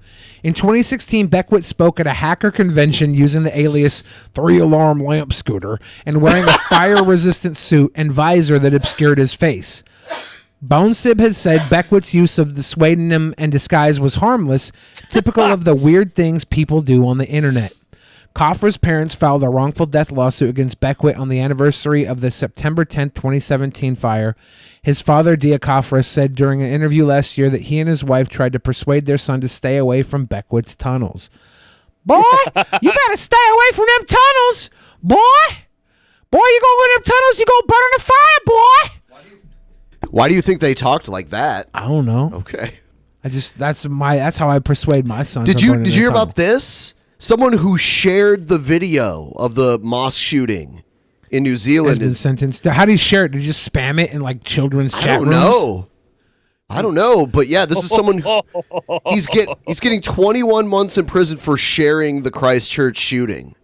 He looks like somebody who would have starred in a movie with Steven Seagal 20 years ago, or the type of guy that would go to jail for sharing fucking Christ shooting footage. He looks kind of like the villain in a new Liam Neeson revenge flick. Played by Tom Sizemore. A Christchurch businessman who shared a video of worshippers being slaughtered at a New Zealand mosque has been sentenced to 21 months in prison. Is that that's not a crime here, right? Like in the U.S., No. that is not a crime. That like is you not would a crime, you would no. do no time for that. Philip Arps had earlier pleaded guilty to 2 counts of distributing the video, which was live streamed on Facebook by a gunman on March 15th as he began killing 51 people at 2 mosques. Beware the Ides of March. Yeah.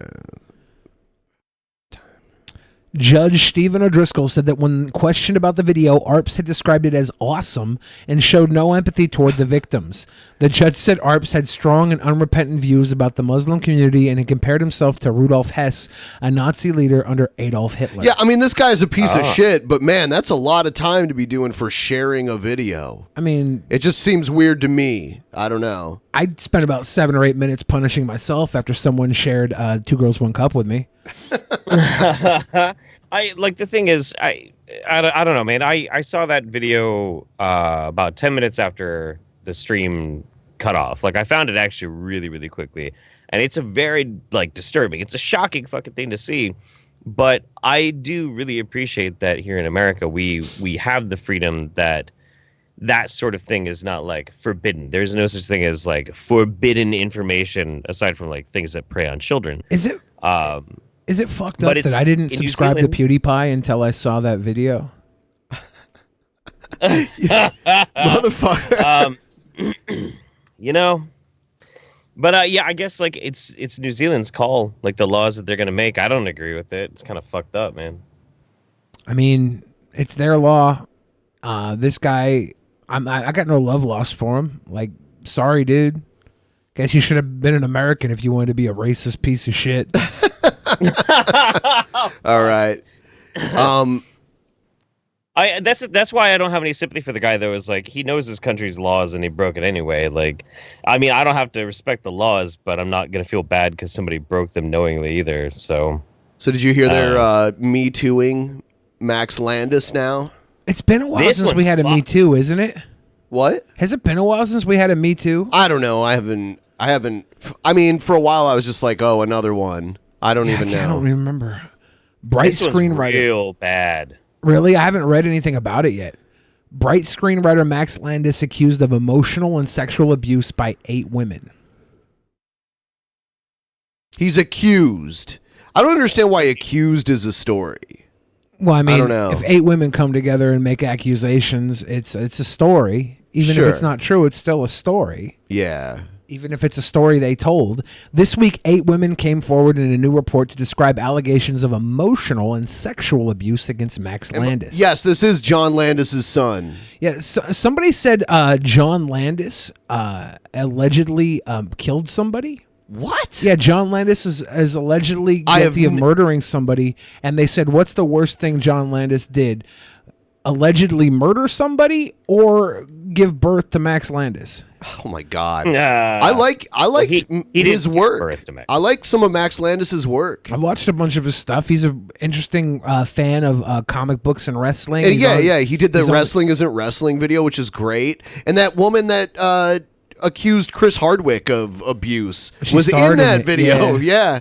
That's kind of ironic, right? Yeah, it's strange, that he'd have a tie to somebody who tried to take down Chris Hardwick with a lie, and then he's got 8 people here that one of the girls in the video I think accused him 2 years ago of this. The girl who played Batista accused him of abuse. I'm pretty sure a while ago. Yeah. What's her name? She's popular. She's like Asian, right? Yeah, well, I think she's Filipina. I'm not sure. I can't remember her name. Yeah, I can't remember either. I'm sure we can look it up on IMDb, but we don't want to do that because we're busy reading the article. Right. The screenwriter, son of director John Landis, who penned films like Bright and Chronicle. As reported by the Daily Beast in an article published Tuesday, the allegations ranged from body shaming and vulgar language to rape. Well, rape is bad. Yeah, body shaming and vulgar language. Let's be honest. That's mean, but it's not like I don't think that's abuse. I'm sorry. I've body shamed somebody, and then they came back to me 6 months later saying that they lost like 60 pounds because of what I said, right? And I'm like, I'm so proud of you. A rep for Landis did not respond to EW's request for comment nor to the Daily Beast inquiries. He trusted that we wouldn't ever say anything. worked actively to discredit people who were saying these things, and was just as consistent in the abuse as he was with covering it up and manipulating us afterwards. An ex-girlfriend and former friend of Landis's referred to it in an article by the fictional name Julie, wrote to the Daily Beast, "I didn't realize that I had been raped consistently and deliberately by this man for 2 years until today when I wrote it down." What? That's crazy. I didn't realize that I had been raped consistently and deliberately by this man for 2 years until today when I wrote it down. What does that mean? That's She pretty didn't weird. realize it? He must have manipulated her so much that she thought it was just, everyday play. And now she's writing it down. She's writing it down. Like, this is how fucked up Max Landis is. For 2 years, this woman was in a loving relationship with him. And now that she writes it down on paper, it was rape.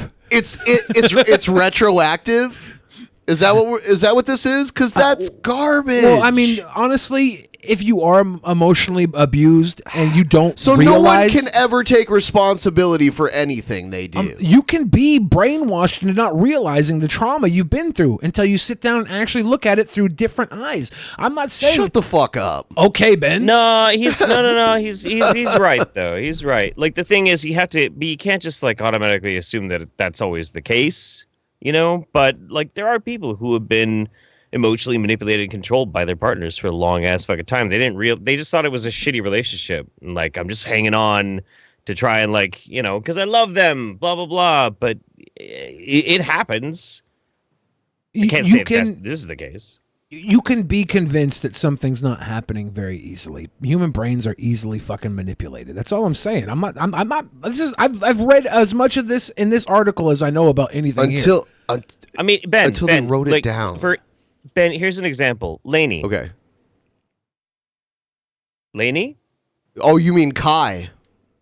Oh, sorry. I'm sorry. You mean Onision's husband? Husband, yeah. Kai. What about them? Did they do something naughty?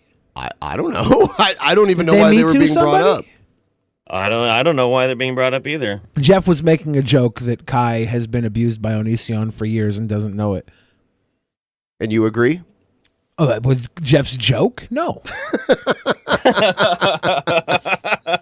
In describing the alleged emotional abuse, Julie referred to multiple occasions where Landis would refer to me as his ex-girlfriend in front of girls at parties we'd go to together as a couple. She continued, he'd openly critique my body in front of people and tell me privately that I had the potential to be so hot if I committed to working out more. He'd graphically describe sex with his ex-girlfriends and rate their abilities compared to mine, both to me and to his friends and work associates. According to Julie, this escalated to showing her abuse and humiliation porn and eventually sexual assault. Everything up until eventually sexually assault is just a dickhead, right? That's a shit dude that for some reason, maybe because he's Hollywood royalty and has a lot of money and pull in Hollywood, despite not putting out terribly great productions, like none of his movies have been like Academy Award winning fucking, like Chronicle might have been his best work. I don't know. Nothing's been huge, but he still gets a lot of work because his daddy was fucking John Landis. Yeah, and that's a big time director. I think he directed Animal House, right? I believe so. That's probably his biggest movie, I would think, right? Yeah. But when you're in Hollywood and you're the son of somebody who's fucking Hollywood royalty, you're Hollywood royalty, and everybody that's a hot girl trying to make it in Hollywood will go through a lot of fucking shit to be close to you because you're a fucking epicenter of money, right? So it's like these girls are saying they put up with this shit for so fucking long. So long. He would body shame me. You know what Hollywood does to everybody literally when you walk into a fucking casting? Not just Hollywood, any casting. You know what they do? They body shame you. Every fucking casting company's like, "Oh, you're just not tall enough. Oh, you know what? You're actually, we're looking for someone with a different skin tone. For modeling, you know too? What? You need to lose about 20 or 30 pounds. That's what they fucking do. And if Max Landis grew up in this shit, I could see him being a blunt fucking dickhead. Right. She added, and if any of this still feels like a blurred line scenario, let me assure you that he did hold me down and rape me while I said no over and over. Well, that is horrible and a crime and illegal, and if that happened, he should go to jail. Sure. absolutely. If it happened as cut and dry as this, right? Right. Like there are some situations where girls are into fucking Some rape of the fantasy. stuff she's saying, I'm like, he was a dick, you know. But like, so like some of that, I'm like, you know, I don't know, whatever. When somebody says, and I let me assure you that he did hold me down and rape me while I said no over and over. Like I could see someone doing that in a consensual way, right? Girls are into rape fantasy. Some of them are. So like, if she was manipulating, she could 100% be saying this truthfully, and it still would have been consensual in certain aspects. I'm not defending it at all. I'm just saying, like this, the way it's worded. The big problem that we keep piece? having, the big problem we keep having with these types of things is it's my word versus your word, you know. And that's the problem with prosecuting any kind of rape case is you need to have evidence. You need to be able to display without a shadow of a doubt, like this actually occurred and this is the scenario. That's why it's so hard to prosecute these things. And that's one of the reasons why the just believe culture was bred. It was out of frustration because too often people were getting by without it. But it also then breeds a culture where people can get falsely accused, falsely punished. It's tough, man. And I don't know what the answer is. I don't know where you make a stand of distinction on that. This is what's fucked up. Right here. This is the same Julie, I believe, right? This is Julie. Okay. And if any of this still feels like a blurred line scenario, let me assure you that he did hold me down and rape me while I said no over and over. Afterwards, I punched him in the shoulder and I told him, when someone says no, you're supposed to stop. What you just did is what they call rape. He said he thought we were playing a game and that I liked it. He didn't care. Just up here a little ways, she said, I didn't realize that I had been raped consistently and deliberately by this man for 2 years until today when I wrote it down. But right there is this the afterwards, same person? I believe it's the same person. Right there afterwards, she said she verbally. Ooh. Yeah, I don't know, man. Oh man, this is getting uncomfortable as fuck. There's another one on here though.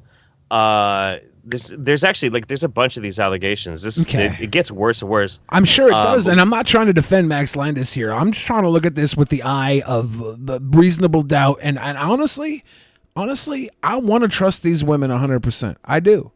I always do. I always side with the woman at first. I'm like, come on, man, what'd you do, dude?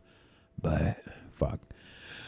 Other women reportedly described similar behavior, including an alleged predatory practice of pursuing women through his friend group, keeping a ranked list of the women he slept with and showing it to some of his girlfriends, and emotional abuse that led to eating disorders and warped body image. This is especially happening in fucking LA, right? There's so many eating disorders and warped body image. He works in the industry. This is the way he's going to act because this is the way everybody in that industry fucking thinks and believes and acts. Yeah. So like this type of stuff, not even going to bother fucking getting emotional over either side here of this. This is literally Hollywood. Once he choked me and told me he wanted to kill me, another woman referred to in an article. And was that true or was that kink that was going on? I don't know, man. Okay. This is fucking, this is the problem with kink, right? Like, you don't know if it's like some BDSM what shit, they were into in the moment. I have a friend here. I have two friends here, and they were dating, and they were like very much into each other, and I saw it. And then months later, the one guy friend started dating a friend of hers, and the girl that he was dating before saw him with her friend, and she freaked out. Mm-hmm. And then she started telling people that he had raped her. Oh, God. And there were text messages and stuff that looked like, it proved that he hadn't. There was no charges against him. But like she said, he would tell me that my pussy was his. And after we broke up 5 years from now, he'd come into my house and he would hold me down and he would take me in front of in the room next to whoever I was with at the time. He said my pussy was always his. And it's like, to a girl that's been raped, hearing that is like, Fuck, that's terrible. I would hate to be taken. But to a girl that's into that sort of role play and into that sort of thing of power and dominance, that's fucking hot too. It sucks because a guy can say something like that and the girl thinks it's hot in the moment, but when it's turned around and put out into public, out of context, it sounds fucking horrible. Whether or not he actually said that, I don't know. But it's like that, just that idea in the moment, it's fucking hot between the two people. But then afterwards, when you're removed and everybody's mad at each other and you bring this stuff out, it's like, where does the line stop? I guess we'll have to wait and see when what evidence unfolds. Another woman referred to in the article as Carrie allegedly said, another woman, ex-girlfriend Danny Manning, claimed Landis would smack food out of my hand in front of his family to stop me from eating it, and on 2 other separate occasions choked her and threw a plate of food at her when she laughed at him. It's fucked up. Choking. It's the next paragraph one that like really gets to me quite a bit. Manning also stated there was no option of not having sex if Max wanted to and you did not. That's not good. It's not good at all. Was the no option meaning he was going to rape you, or was the no option meaning he was just going to stop dating you? Yeah. That is an important distinction. Because if the no option of not having sex was that he was going to rape you, then that's fucking terrible. If the option was him saying, "Okay, then get out, we're done," that's some dickish shit. It's dickish, but it's not rape. It's him not caring about her personal feelings, which should be indicative of him not being a good boyfriend. But you put up with that shit because you want to be that close to fucking Hollywood. I'm not saying it's either. I'm just saying, like, looking at this from both sides of the lens, me being a dickish male. Another woman, Ashley Heffington Dion, describes coming out of her room and witnessing Landis' sexual assaulting her friend Callie Ray, who she described as in and out of consciousness at the time.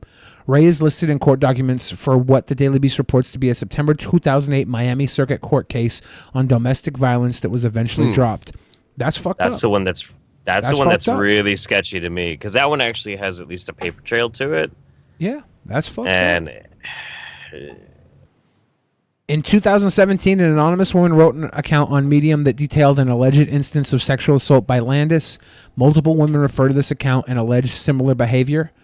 One woman, referred to by the outlet as Veronica, stated that during an overnight trip to Disneyland, she and Landis entered the hotel room and he immediately proceeded to physically overpower her.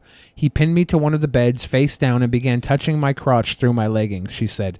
I was shocked. When he saw he had scared me, he laughed and said, "That made you uncomfortable, didn't it?" That's when it began to sink in for me that I was physically trapped there with him for the next 24 hours. That should be Max Landis' next script, Trapped in Disneyland. All right, so I think we've gotten all we can from this one, right? I know. If you think so, let's move on. Max Landis is... There is one thing that Philly D added that I think is actually kind of poignant as well. Apparently, one of the accusers today, I think, maybe it was yesterday, tweeted out one other addition to the story, which is the one thing I wish that article included was that Max Landis' dick doesn't work, and he'll probably blame that on us too. Yeah, a bunch of women were commenting on Twitter about it. Like, I just wish that somebody would have said that his dick doesn't work. And it's like, okay. Yeah. Well, I think a lot of men with erectile dysfunction have like they rely more on the violent parts of kink, right? This is a crazy story too. India man offered Alaska teen millions to rape and murder someone. Prosecutors say, "What the fuck?" Yeah, today was the opposite of a slow news day because there was all these like really crazy stories that I found. An Indiana man implicated in the murder of an Alaska teenager had allegedly promised millions of dollars to the teen. Prosecutors say killed her in exchange for images of the killing. What the fuck? Wow. Court documents say that investigators believe Darren Schillmiller. Oh, yeah, you got a shirt. Thanks for ordering the shirts. Darren Schillmiller of New Salisbury, Indiana, posed as a millionaire named Tyler online and offered 18-year-old Denali Bremer of Anchorage, Alaska, $9 million or more to rape and murder someone, the newspaper reported. Bremer was supposed to send photos and videos of the killing back to Schillmiller, according to the court documents. Bremer is charged with first-degree murder in the death of Cynthia C.C. Hoffman. Hoffman was killed June 2nd near a rural Anchorage trail. Police found her bound with duct tape in the Eluna River near Thunderbird Falls.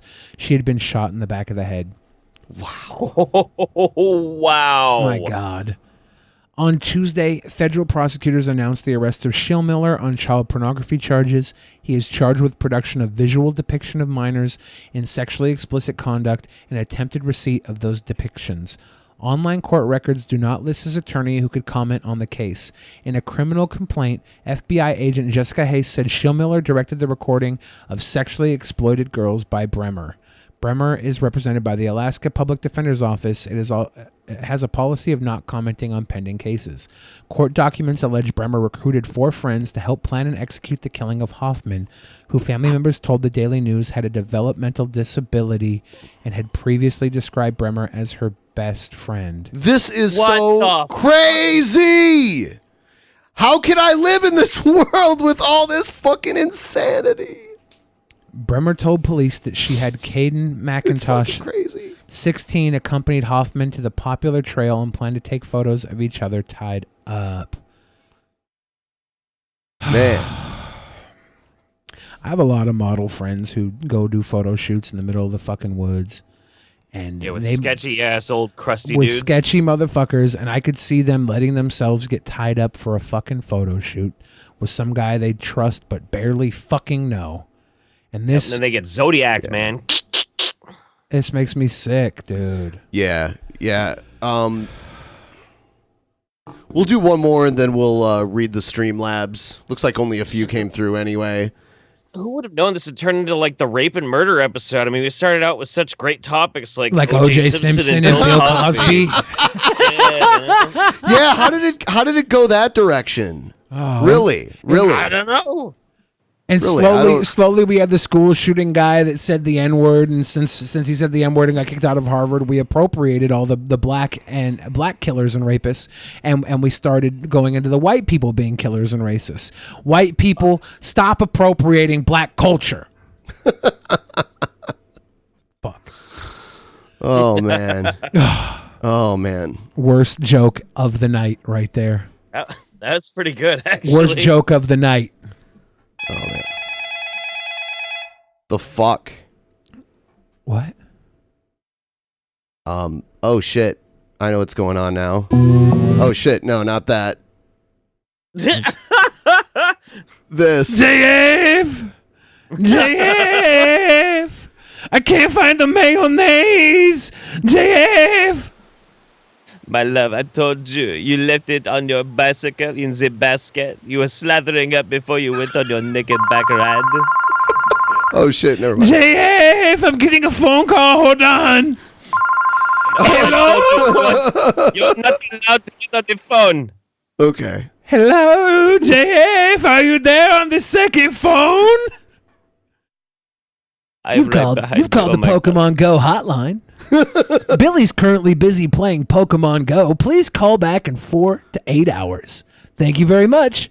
JF, I thought you blocked Billy. Why is he calling me from the Pokemon Go hotline? JF, why are you laughing? What's so funny, man?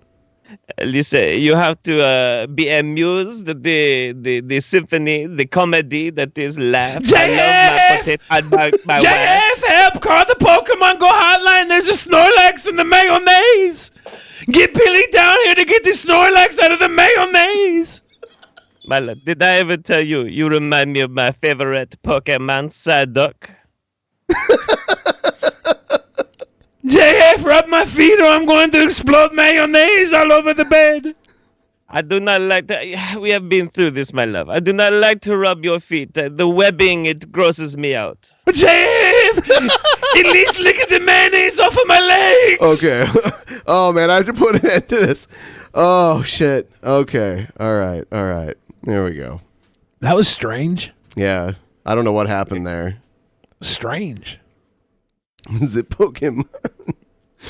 All right. I personally find Mama JF's webbed feet very cute. Very cute. Yeah, she got them toes. How many Streamlabs did we get? It looks like there was 2. 2, yeah. Maybe 3. Feel free to read them. I want to, but for some reason they're not loading. Why are they not loading? I don't know. Streamlabs have been having a problem the past few days. I can see them, I think. Okay, let me go back to the dashboard one more time. I gotta relog in. It's probably my problem. Cool. Let's see here. I'll bring up. You just gotta log in one more time. It's the internet, man. This is YouTube's down again, man. You guys send super chats to see if it works, okay? Just send like a couple $400 ones real quick, okay? Gotta see if it works, okay? A couple $400 ones. Couple $400 test donations, okay? All right. Looks like we're back online. Greg Norton shipped us a $5, said, popping the tip cherry. Tucker White 94 said, here's my money. Now take it. Thank you. The Neckbeard Troll said, finally getting to see you live. Thank you for your company during my early morning job. You got me through 6 months of hell. Also, hi, Jeff. Was it 6 months in gay hell? Gay hell, Michigan. Huh. Hi, Jeff. And then we also got a couple of sweet boys and or girls buying the merch. Yeah. Empyrean bought, I believe, 2 Ben and Billy t-shirts. Yes, he did. I need new shirts, he said. And Skeptical Jesus bought a Ben and Billy shirt. Said this shirt should entitle me to a piggyback ride from Billy. No. Yeah, and there's a link in the description for the shirts if you guys want to get them.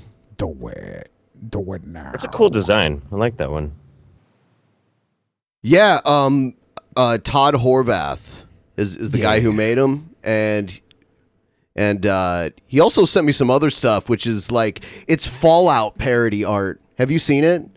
He made both you and me as the Fallout character. It's awesome. Yeah. Roberto Gonzalez said the Trash Island Hotline segments are the best. And we have Brian Madar. Take some free YouTube monies, you scammers. Thank you. We got a few more super chats. Mr. Tickle Trunk said just sending love. Digital Bitch Slap gave us some love. Red Moonblade said Plastic Braggart is a massive nerd. Also eat some shrooms every day. Barry No Compton fucking way. said I will give Billy and Jeff just the tip. Satan Ansel gave us some love. And that is all of the love we got so far. Thank you guys. Yeah. We have one quick word from our sponsor. This is only a minute long, guys. Don't leave. We'll be right back. It's and actually, funny. Listen to it. I love it. Yeah. I had to try really hard not to laugh while Billy was doing this next ad. So check it out. We'll be right back.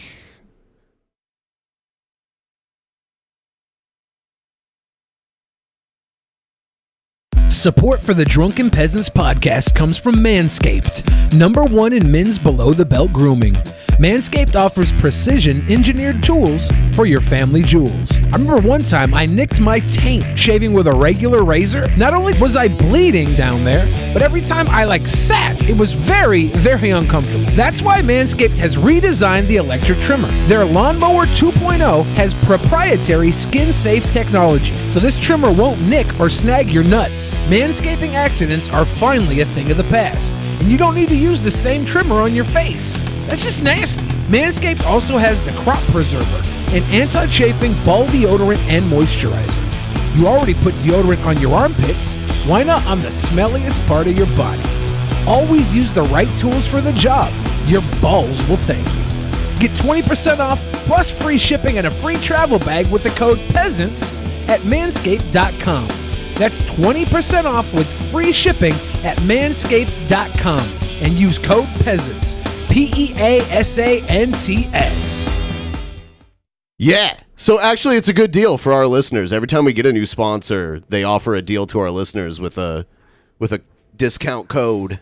Yeah, somebody said that I can't shave my own balls. That's rough, dude. I totally can. And if you want proof, just PayPal me $600. I'll send you a shaving video.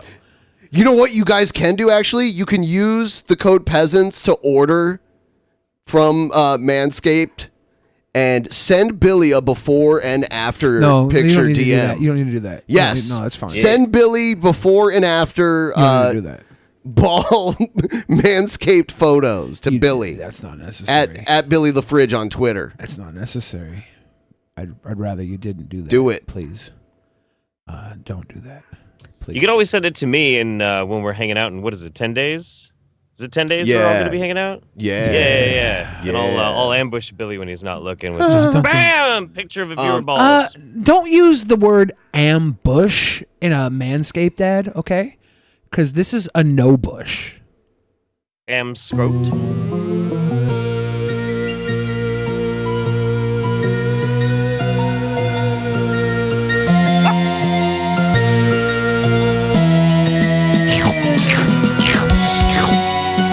Grapefruit juice. The G is for grapefruit. Boom! Man, I'd be afraid of G-Man if he could actually do that. Kick a head off? Yeah. If he could, like, jump 50 feet and kick your head off what like if that. OJ didn't do it? What if G-Man just kicked the head off Nicole Brown Simpson? That's a pretty sound theory. G-Man's old enough. He could have been down there kicking heads off of people. He would have been pretty young. Yeah, but he probably, at 17, 18 years old, he'd be at his premium head kicking capability.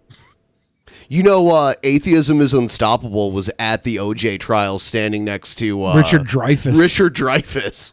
Strange world in which we live. Yeah, he's like 16, 17 years old, I think. He looks like a teenager. Devin Tracy. Yeah, dude, No seriously. shit. Yes, no shit. Standing next to Richard Dreyfuss from the Jaws movie. Yeah. That's crazy. How did he get into the courtroom to watch the OJ trial? Because he did it. know. AIU did it. No, we did. All right. Here's Jeff the. Should I? Oh no, I'm gonna. No. I'll play this one first. Never mind. Here's Jeff the Baptist. Jeff here. I'm a Bible-believing Christian, but I'm sick and tired of these liberal Christians calling people like me homophobic. This guy's dad is so disappointed in him, Henry Rollins. His son fell so far from the tree. Yeah. Because they use terms like fag, faggot, or sodomite to describe these homosexuals. Because when these liberal Christians throw around this term homophobic, I can't help but think that they don't realize that it doesn't mean what they think it means. The word homophobic means someone who's fearful of the homosexual, as in an acrophobic is someone who's scared of heights. But I'm certainly not scared of the homosexual. But How come the biggest cunts on the internet always film while they're driving? I've noticed that so much. That's a really cunty thing to do. Right. I remember Tommy Sotomayor trying to drive, film a video, yell at his kids, and watch his cat. All in his car, his SUV. And watch his cat? Yeah. And we were watching the video, and we're like, that motherfucker's going to get into an accident. And then, like, the next day, he posted a video where he's bitching at, so he got into a car accident with some black lady, and he was yelling at her, filming her, being like, bitch! And she's trying to, like, get his information and be nice to him at first, but he's like, bitch! You saw me, you ran into me. And it's like, there's no fucking way it was her fault. It was totally your fault. You backed up into me on the freeway. Dude, That dude is a fucking psychopath. Yeah, I can't see funny is that anyone who would use terms like gay to describe a homosexual only does so because they're scared to offend the homosexual. And so who's the homophobic one? Any liberal Christian that would use a term like gay to No, you're homophobic because all the time you say all these things about homosexuals that you say are like detrimental to society. So you're afraid of them. You believe all this weird bullshit that's going to happen, especially God getting pissed off and sending us all to hell. Remember the movie Arachnophobia? Yeah. How great would it be if they remade it, but instead of spiders, it was homophobia? It was just gays Some guy creeping up just and finds murdering himself people? in the Castro district and he's just stuck there. Yeah, and all the gays That are would be murdering. so good, dude. I would love homophobia. That'd be a great film. We should make an indie film, like a short film Homophobia. like that. We'll just bit for bit copy Arachnophobia the entire way through. I'll play. Egghead, tell your dad to not make another cowboy movie. Pitch our idea, and he can produce it. Yeah. Yes. Homophobia. This sounds good. Can we also point out that this guy's getting mad? He's like, I really am offended that people are calling me homophobic because I'm using words like faggot. Well, pick one. What the fuck? He's saying I'm not afraid of them. You are because you want to pander to them. Yeah. Someone got the mug. By the way, if you get the mug, if you get the shirt, any merch, send it to drunkenpeasantsinbox@gmail.com and we'll feature it on the show. Yeah, if you're a hot chick and you're wearing one of the shirts or like drinking a cup of coffee before your morning poop naked, I will personally repost that on my personal Twitter. Okay? Your Twitter? My personal Twitter. Now, the only ones who should be taught to fear the homosexual are young children because they're vulnerable to these predators because homosexuals are pedophiles. What? No, there's a reason why there's two different pedophiles, you asshole. But you know what? The Bible teaches that we should fear God, not man. Yeah. And I'm a grown man, so a homosexual cannot bully me around, and I'm certainly not going to be scared to offend them. And so if you're a Christian, especially if you're a man, you need to gird up your loins and stop being ashamed of using biblical terms like sodomite to describe these homosexuals. And you need to stop being scared to offend them. You know, we should offend them because, you know, they offend God and they offend man, they offend children.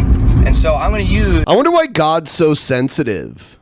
Like, God is more sensitive than pretty much anyone I know. Look, y'all, I created this entire world, and y'all just gonna go around fucking each other in the butts in it? That really miffs me. Yeah. That really miffs me as God, right? Like, all you ever had to do was praise me and marry each other and breed and reproduce, because I can't just make people happen. They have to be made through your vaginas. Got to cut the tips of your dicks off, too, while you're at it. I'm an all-powerful being, but you're the ones that have to actually make the kids. I can't just let them show up like young Jesus Christ. Even then, I had to push them out of Mary's virgin pussy. But y'all just need to stop butt fucking. Y'all need to stop butt fucking. It just really miffs me. Either biblical terms like sodomite, or I'm going to use non-biblical terms that still accurately describe these vile reprobates. These vile reprobates. Vile reprobates. This guy is one of Pastor Steven Anderson's people. Of course. Is he really? Yes. This is when incels turn to God. I think he's a member of his congregation. Pretty sure. God damn it. And celebrate good times. Come on. The new generation. Celebration. He's the new generation. He'll probably take over, you know? Here's the thing, though. At least there's something optimistic that we can take from this. So this is an overt homophobic jackass piece of shit, right? Right. But he's a random guy selected from the internet, but he belongs to this tiny, insular little community that we can easily identify. Oh, Pastor Steven Anderson, the new Baptist, blah, blah, blah, blah, blah. These people are pretty easily identifiable because, honestly, I think their numbers have been shrinking steadily. Yeah. Like, even the new right and even... I'd say probably the vast majority of evangelicals are pretty, at least, copacetic with gay people at this point. So that's good, but this is a reminder of where we come from and what it used to be like. Your church might be a cult if there's just 3 random lazy boys, front row and center, right? Yeah. Where the fuck are there lazy boys at the church? Yeah, there's like 2 or 3 of them, and there's usually old people sitting in there. Yeah. You tell them about them gays, okay? Yep. I'm going to let my feet up. Y'all don't mind. My dogs are barking. I'm going to kick off these shit kickers because my dogs are barking. You tell them, Steven Anderson. You tell them. You know what we did one time on this show, and I'd like to do it again. I think it'd be fun. Where I show a video to Billy that only he can see. And we watch him watch it in extreme horror. But he also will draw a picture of it to show us what he's seeing so everyone knows what he's looking at. The segment, someone needs to make an intro for this segment and call it Sictionary. Sictionary. It's like Pictionary, but it makes me sick. Can we submit like e-fucked links for this? Oh my God, no. Yeah, but no. The e-fucked is the worst. Oh. I don't know if I want to see that shit. Ben. Hold on. So, are you seeing just him full screen right now? Yeah. All right. Is nobody else seeing that? Well, hold on. No one else will see it. All right. So, boom. So you can still see him, right? Yeah. Okay. All right. What are you doing? All right. Here we go. Come on! Anyway, this video 18 and up. Ben, turn the shit off. 18 plus. So if you're not that old, so Ben. yeah, talking about breast massage. No! Yes, I know what this 18, is. but still. I know what You can definitely see. I'm there. Why is he wearing pasties? And just Why is Chris Chan make sure wearing everybody knows pasties? they're positive. Yes. I'm gonna vomit. I'm actually gonna puke. He's measuring his bust, or she. Well, I yeah, mean. I know that with this. Okay. You gotta find the one with his vagina. No, you don't. You don't actually have to find that. But yeah, technically, measuring myself, I'm at 40 right here. He's measuring his body. He's trying to measure if his boobies are growing. He had a bra on, but he took it off, and then. I like how he measured the thinnest part of his waist rather than the giant fucking love handles around his body that are obviously bigger than his actual tits. Oh. Do you guys really want to see? No, they don't want to see. There are some people in the pleb chat that said they wanted to see. Experiments with these. You know what we could do? We could have a separate version of this that we superimpose this fucking video in and upload it to patrons only. You fucking sickos. You sickos. If that's what you want, you can pay to see this grossness, because we're not gonna fucking just let anybody see this, because we have a responsibility to decency on this podcast. If you want to see it, you can go to Chris Chan's channel and watch it. It's up there. Previous measurement. The measuring tape. I'm not gonna act out what's happening. I'm supposed to draw it though, aren't I? Yeah. I mean, you can, if you want to. And not only that, but you can tell the bra I was wearing was a perfect fit. 38D. Yeah, Chris Chan's head is wrapped up in a towel, and they're also wearing some panties. And yeah, there's heart-shaped red nipple pasties on. Couldn't find the poster board. Oh, that sucks. So, just gonna draw it on the back of this ad copy, because we're sweet boys here. No, guys, sorry. Sorry in the Patreon chat. I'm not ignoring you. I just you're above my regular eye level. But now I'm looking at what you guys are saying. Anyhow, so let's get right down to the point that I'm recording this for. Because I'm looking to increase my breast size, I have looked into various try-home techniques, of which I have been very persistent upon, including supplements and whatnot. But definitely among which is the way of massaging. So from what I've tried to figure out from now Chris Chan's rubbing his boobies. one or two videos I watched that talk about massaging like this, I couldn't put heads or tails together. Look at Jeff. Jeff's like, what the fuck? Jeff enjoying this, you sicko. Fucking this sicko, kind of Jeff. freeform also, so it's like I go. Oh, he's rubbing his fucking boobs. Squeeze them from the top upwards. I make sure I'm cupping my breasts all the way. So I go. I do this. You can do this for as long as you feel like on each side of this octagon here. So anyway, you want to do top first. Hey Ben, if you open that link that I sent you in the Skype chat, make sure you don't do it where it's gonna show on the show. Oh yeah, you know what? I'm gonna move on soon anyway. I just wanted Billy to sketch this out really quick for us. Yuck. All right, almost ready to Yeah, just a quick one. Almost ready, guys. This is what you were fucking missing. All the scribbles in the background are just fucking ridiculous amounts of shithead toys, because he's a fucking shithead with toys everywhere. But this is all you were missing. Yeah, that's awesome. I don't know why people didn't like this segment. It's fucking great. Holy shit, I love it. All right. That's all you were missing. Beautiful. It's art. It's creative. Throwing it away. You have talent, sir. It's garbage. It's garbage.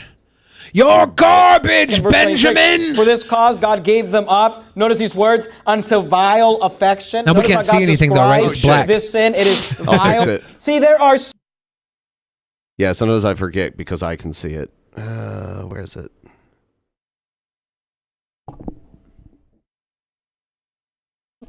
All right. Sins that are natural. There are sins that are normal. We're not condoning them. We are not minimizing them. We are not making excuses for them. But there are sins that all of us do as normal human beings. We've got a sin nature, and our flesh desires to sin. But there are certain sins, the Bible tells us, that are unnatural sin. Go back to Leviticus 18, and you can look at different sins that are mentioned there, that are abominations, and you can look at sins like incest and bestiality. We throw in there pedophilia. You say, why? Here's why. Because it's not normal for a man to desire to be with a child. Right, but you're grouping other things with that, like they're equivalent to that. Well, the funny thing is in the biblical days, they had a lot of child brides in a lot of them Bibles, right? Well, the definition of what a child was very different. Yeah, no, but they would never have a man with a child. As soon as you were old enough to start having kids, you started having kids. Oh, but no, that's different. In biblical era, it's different then. That we have to believe the Bible. So when you were fucking a 12-year-old back then, it was okay, right? But you couldn't fuck a dude. Couldn't suck off your adult lover, but you could fuck a 12-year-old back then. Now we don't do that anymore because the Bible was actually wrong about that, but not about sucking off your lover, which it never really mentions in the fucking new Bible anyways. Oh, dude, I just remembered something. You know what I forgot to mention that I've got for the post show tonight? I have Derek Savage's 420 awards. Oh my Oh my God. Yep, we're gonna watch some bits of Derek Savage's 420 Was awards. Cool Cat a guest? Did he get stoned? I'm not Did spoiling Cool Cat anything. get stoned? I'm not spoiling anything. Well, I I'd was say gonna stay for the post show, but now I have to. Yeah. Yeah. Anyway, so I mean, this is an old atheist talking point, but it's still very relevant today because he brought up Leviticus. In Leviticus, there's a section they're talking about the rules, the old Mosaic law, or not Mosaic, old Moses era law. And in Leviticus, it's 18:22, man shall not lie with a man as one lies with a woman. So it's like you're not supposed to have gay sex. But just a little bit further down on the page in Leviticus 19:19, it's in the same scope of sin as wearing a garment made of two different types of cloth. Right. So that poly cotton shirt that dude's wearing right here, he might as well just be fucking some dude in the ass. Yeah, and do you think he's ever had lobster or shrimp or crab or crawdads? Look, guys, God doesn't like polyamory or polyester. Okay, you're really miffing me. Period sex. Y'all really miffing me. Okay. Oh yeah. Y'all miffing me with your polyamory and polyester. It needs to stop. Go watch Pollyanna. It's a quality film. Do you think he properly paid the amount of silver that he needed to after he raped that one girl? I mean, honestly. Y'all better have your silver coins, okay? Getting around Be raping ready. here. That's what's wrong with me too, all right? You're not paying your silver coins. To be with an animal, and look, these are not normal sins. In fact, they're the exact opposite. They are unnatural sins. Geez, you say it's unnatural, but you realize how smoothly the fucking penis fits in the butthole, and there's a hot button in the butthole that makes the guy get off. There's a fucking spot in the butthole that sounds pretty natural to me. What sort of sick joke was God doing putting a snake in the Pringles can? What? That sounds like intelligent design to me, buddy. For real, if there is a God, he loves butt sex. Look, guys, we all know about the forbidden fruit, right? Of course I put the forbidden fruit in your butthole. You just can't eat it. You can't eat it. This next video, I'm only going to play because I don't know why. This guy's a longtime internet troll. I think he's a troll anyway. But he's been doing these weird like candy reviews lately. And he like mumbles through them, and I don't know why. It's fucking hilarious. I don't know why. Here it is.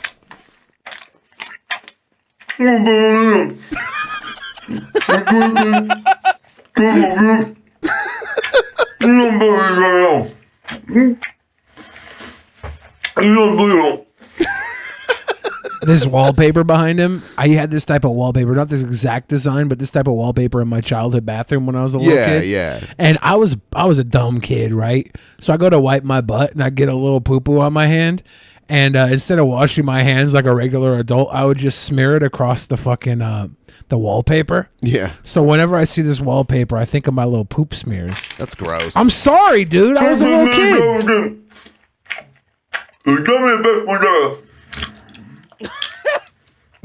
Come on. He's a troll, right? This is a troll. Yeah, absolutely. Okay. All right. You know what? I know you don't like this. We're going to move on to something else. It's my poo berries. Oh, come on. Find this hater, put a bullet in his fucking head. How you like me now? I'm the only critic with the good kind of fairy drama. That's Somebody said I'm borderline autistic. I might be. Yeah. I was a kid, though. I was a dumb kid. Have you ever been evaluated for that? No, fuck no. I never got evaluated for my obesity. I don't know if I have a thyroid issue or anything. My parents were too busy smoking crack and being depressed. Oh, I see. What is is this something? No, I'm going to move this.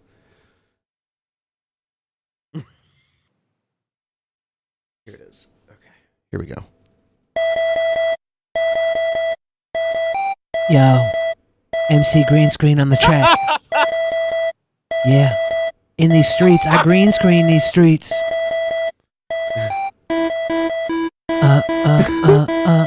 Is this Jared Genesis' little brother? Probably. Yo, Barrett Genesis on the track. Look at him walking in place, trying to make it look like he's walking down the street. Yeah, I like this. You walk in front of a green screen. I'm a shot for shot steal this video. Sick. Yeah, it's not hard, it's not easy, it's difficult, it makes me queasy. Doing so much work, it's also cheesy. Oh. So much work makes me lazy. No more desks, it's just lockers, people playing soccer. What are they called? Ballers? In a cold season when it starts, Ooh, he you tried can to tell speed it won't up. Get hotter. Get in your room with a teacher. Nobody knows that they're meaner. Somebody turn on the heater. It's freezing in here. The bell rings and it starts. Somebody already farts. Somebody already farts. Class bursts Is this laughter. mom spaghetti, knees weak, palms are sweaty, vomit on my Yeah. sweater already. Somebody farts. Somebody farts. Oh my So loud god. it gave me cancer. I can't tell if this year is good. Maybe I think it should. Now I'll rap on the hood. About grade 7 I could. Now I'll rap in the hood, live via green screen. I love his gesticulations. Like he's so uncomfortable trying to figure out how to like move his arms. I'm entranced by it. I think I should. Study hard and don't give up. Not an empty, keep it out full cup. Sit down on a big hard chair. What? You don't like it? No. Clothes sitting everywhere. Come home to watch TV. Wait, that was due last week. Get food and do not eat. Finish before my marksy play. Wait for this awesome song. For big bad bass drop. Listen to me right now. Finish your work until you're out. He should collab with the Juggalo kid. He's Smoker better- the Joker. He's better than the Juggalo kid. Is MS teaches you how high school works, even though it's just to learn. He's got better production value, that's for Yeah, sure. guys, obviously his house is too nice to call himself a ghetto kid. That's why he had to use the green screen. His parents bought him to green screen into the ghetto. Come on. That's thinking smart. The kid's fucking too high class to go to the ghetto. He'd get robbed. They take his fucking braces and his glasses. My grade 7 year can burn! Oh shit, he's a reptilian! Oh shit! He's a fucking reptilian! Sick bass drop, kid. Yeah. You know, at this point in time, he probably hasn't done anything too regrettable with his life. This is the worst thing he's ever done. But I think maybe we could recondition him and he could grow up and be a My contributing grade member 7 year can burn! of the internet. My grade 7 year can burn. Honestly, yeah. I I'm like his saying it. chops, man. I'm saying it, Jeff. I'm not mad at him. He's fucking grade You know, 7. Everything I did in grade 7 was cringy. He's saying grade 7, that means he's Canadian. Canadians say that. The fact that he's Canadian is because he's fucking... Instead of saying this kid. 7th grade, he says grade 7. No American kid would have the audacity to do something like this and the capability to pull it off, right? American kids are always doing their fucking no green screen. They're doing the American kids when they're cringe raps. It's like maybe them with their friends sitting around in a fucking bedroom or something rapping. I'm gonna switch Probably to something right, else. Yeah, I mean that kid was cooler than I was at 12. So Okay, good point. Take me home. West Virginia. Cropping money. Oh no. Illegal entertainment in this motherfucker. West Virginia, stand up. I'm from the home of the recons and trailer park hustlers. Look at our map, our whole state is saying fucking where the soup kitchen's open and poverty lingers. So is it any wonder why State Bird is the middle finger? We got some shit going on. Fuck the crime rate, it's more than meets the eye around here in my state. Most people only see it as they fly by here. Come around talking down, they don't fly around here. We wear cowboy boots, we hate Nikes. You beating us? Tain't likely. Tain't likely. Yeah. That seriously does look like Ben Shapiro, though. It really, really does. What you need and more. West Virginia got a problem with that. We'll go to war with Billy has a crush on Ben Shapiro's sister. Oh my God, she's so beautiful. Me too. She's so gorgeous. Abigail Shapiro, be my lover. Try to bring Oh my Mount God. Hope, West Virginia, but we about to blow like nitro, West Virginia. She can sing. 100 towns in my state on my last look that makes a couple hundred spots. You can get your ass whooped. Thinking that was soft, you gon' be in trouble, dude. You get burned like them couches round here in the W. This is where I live, where I'm at. I want nothing more than to see my state on the map. It's not the worst. West Virginia. I think mount my mama. I don't really like it, Ancestral home. but it sounds better than a lot of the stuff. It's whatever. It's fucking hick hop. They're Hick little hop. Nigerian fucking turds. Good job. I got horses in the back, dude. I don't care about this. What is this?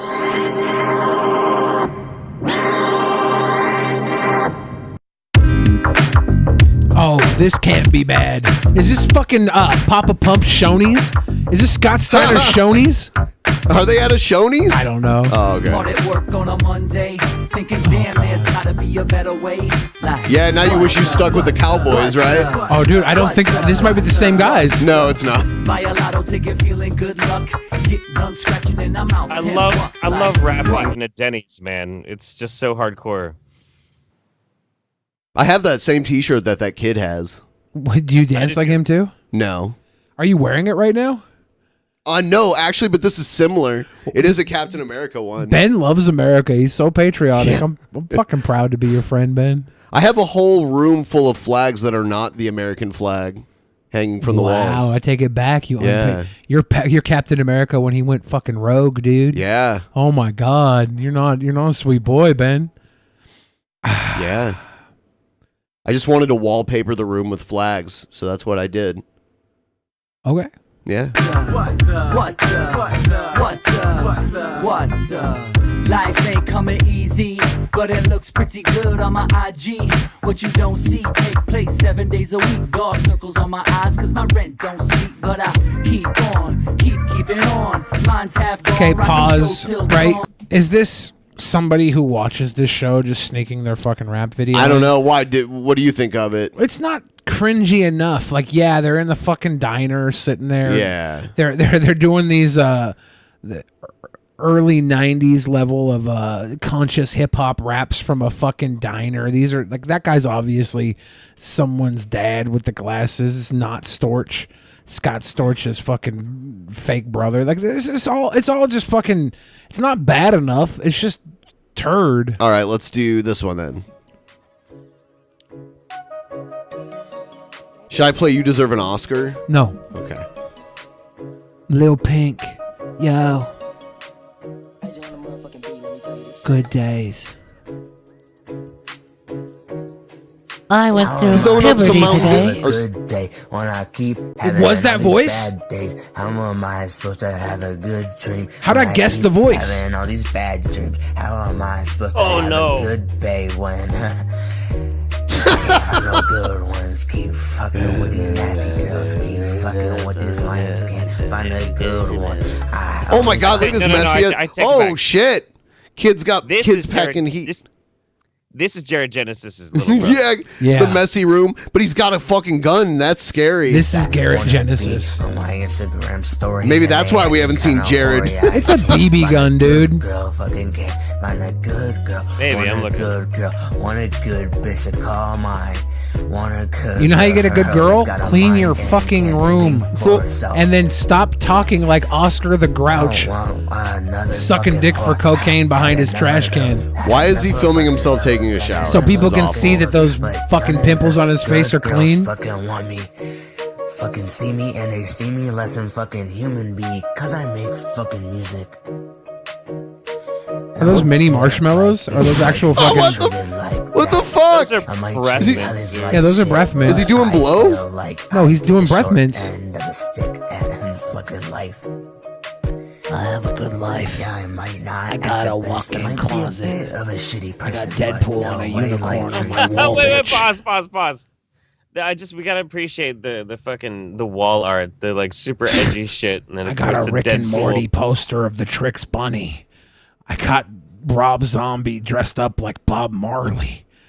I got 48 posters I pulled out of my Hot Topic monthly magazine, including Suicide Squad.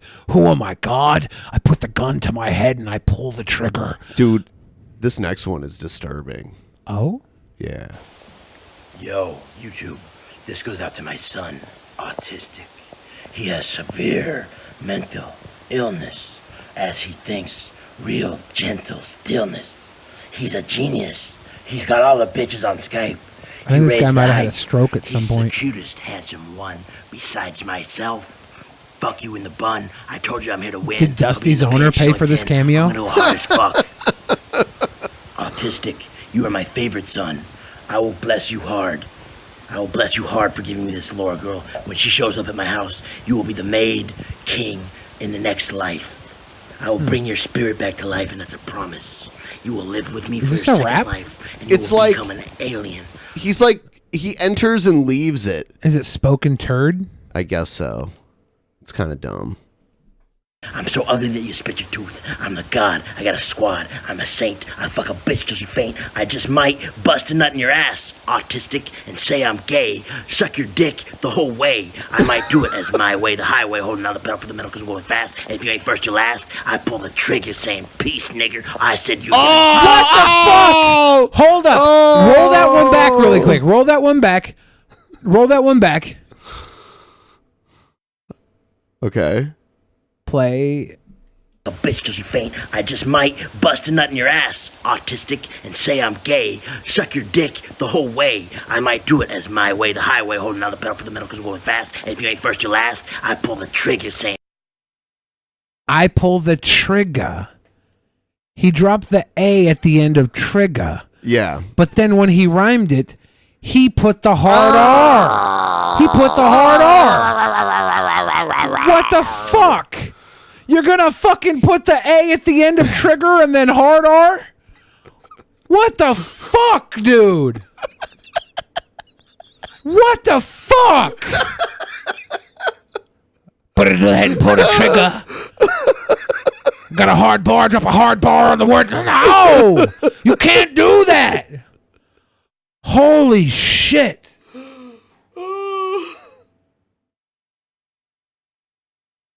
Peace, nigger. I said you're gonna die. Don't ask me why. I'm fly. I got the gun. You better run, son. When you're done, I got the AR-15 assault rifle at my chest. I'm gonna aim for your fucking head, fill your ass full of lead, shoot up your school. I'm pretty. Whoa. Someone put this guy on the FBI watch list. I think now we know why he's living in a fucking motel room. Apparently so. Cool. I'm the best. I'm the best. Someone investigate that motherfucker, please. This dude reminds me of the Lord Stephen Christ, just like the hood version of it. Yeah. Have you ever seen the Lord Stephen Christ? I believe so. Oh, he's spooky. He's real. He's I like would this remember, middle-aged wouldn't I? dude. He's like a middle-aged dude. He's like super muscular and ripped and shit. And he convinced these two really weird dudes to be his disciples. And they got these massive chest tattoos of his symbol. It's crazy, but it's a lot like that. But instead of like rapping, he just like sits there and sings biblical hymns into the camera. It's really weird. Here's another one. I like writing raps. Oh, pause. Holy shit. Holy shit. I like writing raps. There's no way this is going to be bad. How could this be bad? I'm already a fan. She's got the fucking 5-cent slot machine. I believe there's a crop picture on her wall of somebody from that crowd picture in The Shining. She's got a fucking. She's a Denver Broncos fan too. She's got a lanyard up in the upper left hand corner. A lanyard corner. collection. Oh my god.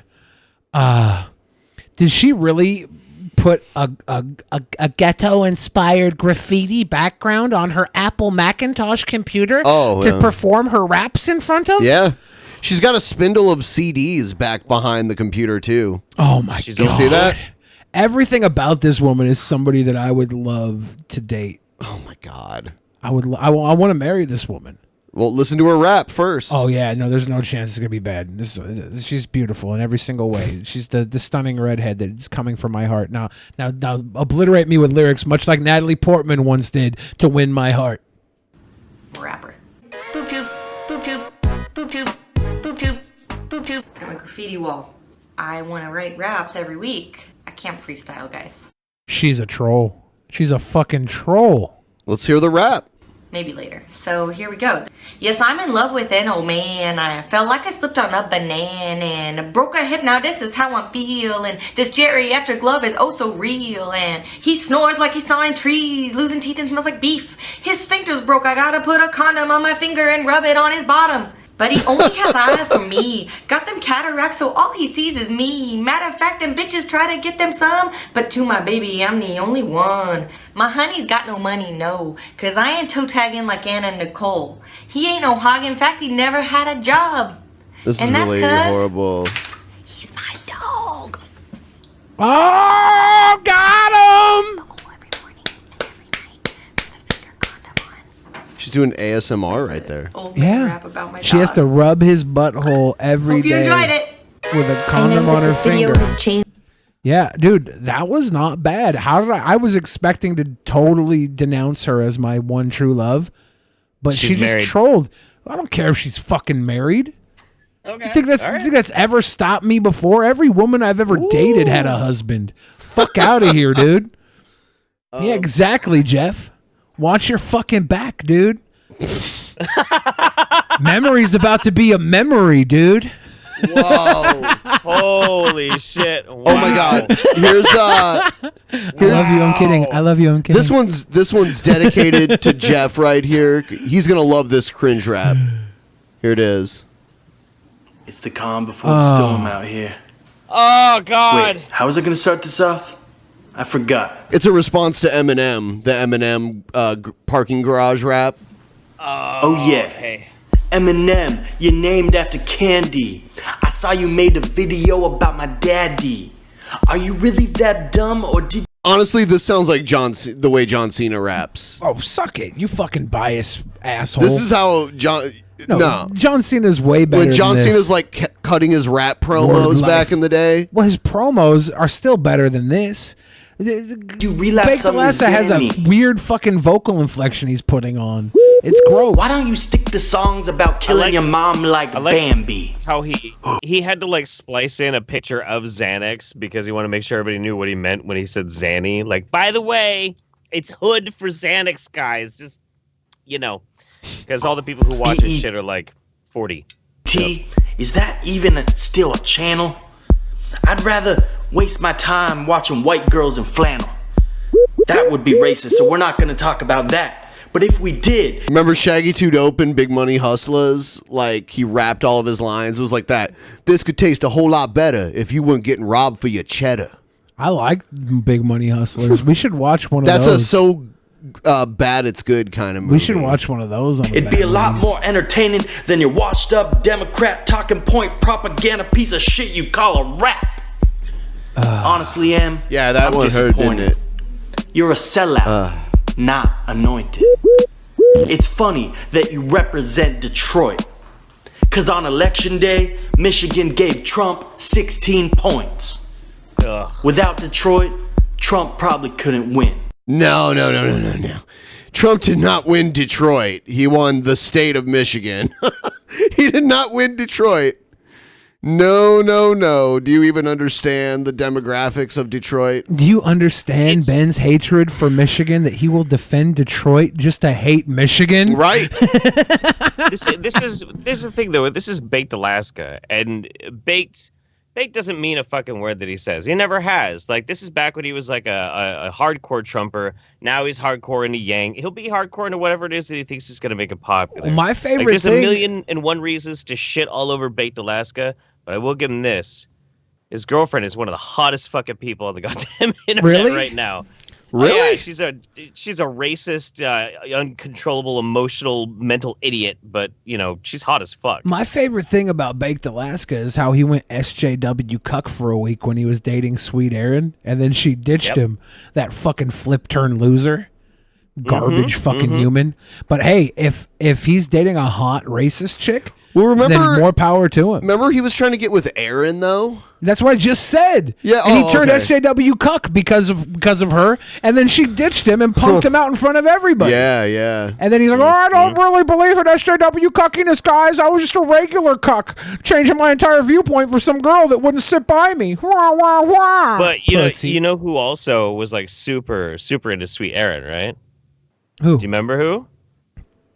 You see, he it was very simple. I had her on my show quite a bit. I even openly talked about how much I like to masturbate when she's not around. It's creepy. Wow. Dave, why do you love her so much? But all you do for me is shut me up when I cry about the white men who raped me, Dave. My love, you spooked me so suddenly. I released gas. Pardon-moi. So it is very simple, my love. We have a different kind of love. We have more of a emotional connection. With Sweet Aaron, it was nothing but lust. JF, why do you not call me Sweet Mayo, JF? I'll be your Sweet Mayo. Sweet Mayo. Give up Sweet Aaron, please, for me, JF. Because we only put mayonnaise on the French fry, not the baked potato. I would have to cut you up, my love. Oh my God. I love you. Oh man, Mama JF's not doing too well. You are my kingy JF. I think it is time for your bedtime, my love. Back in your cage, all right? I'll go in my cage if you give me good night kiss, JF. Oh my God. We have to wipe your mouth first. I got the Mama JF, it is in my eye. Okay, here is a jar of mayo for you to snack on tonight. I'm going to lock the cage now. Good night, Mama JF. I love you. I love you too, JF. They have a beautiful relationship. Yeah, it's pretty sweet. Brought a tear to my eye. Love knows no bounds. Some people are like, what the fuck? Relationship goals. Let's see. Here's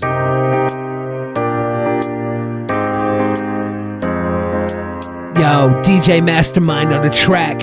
Red Eye, Smokey, Jester, and Drew. It's the Chadwick Mentals. From Dunkirk, New York. Why do we sound bad enough without this? That we gotta put on to make it worse. It's the Go Boy Chronicles.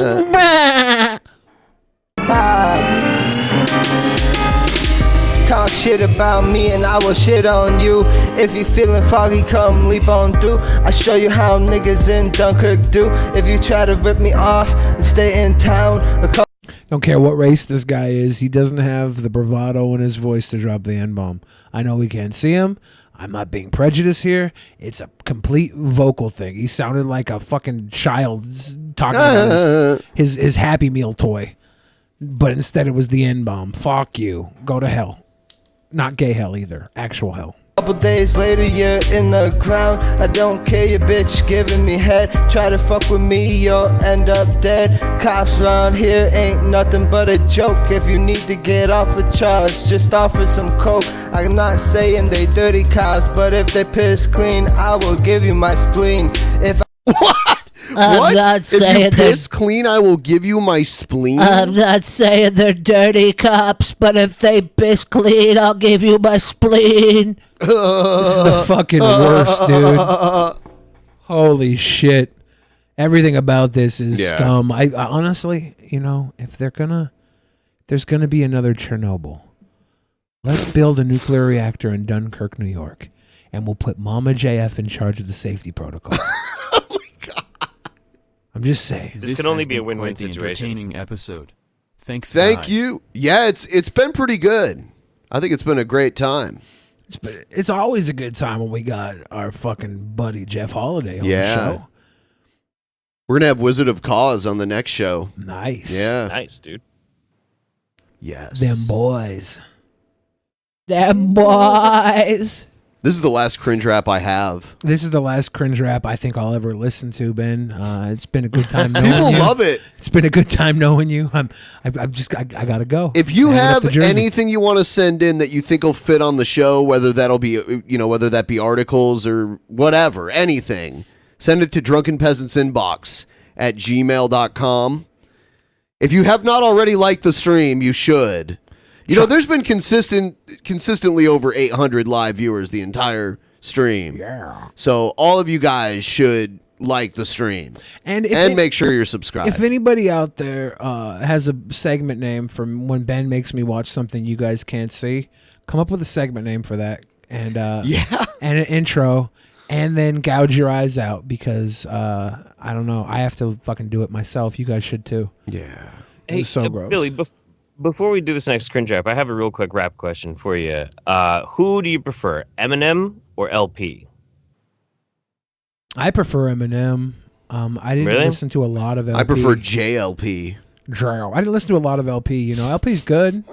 LP's good, but I kind of like. I would watch TRL. What is a man? I would watch TRL when I was a kid, What- and Eminem came on TRL, and it was like, "What the fuck is this story? What is a man? What the fuck is I don't know, this?" man. Ever since Run the Jewels came out and LP teamed up with Killer Mike, like I can't even look at Eminem anymore. I'm like, Really?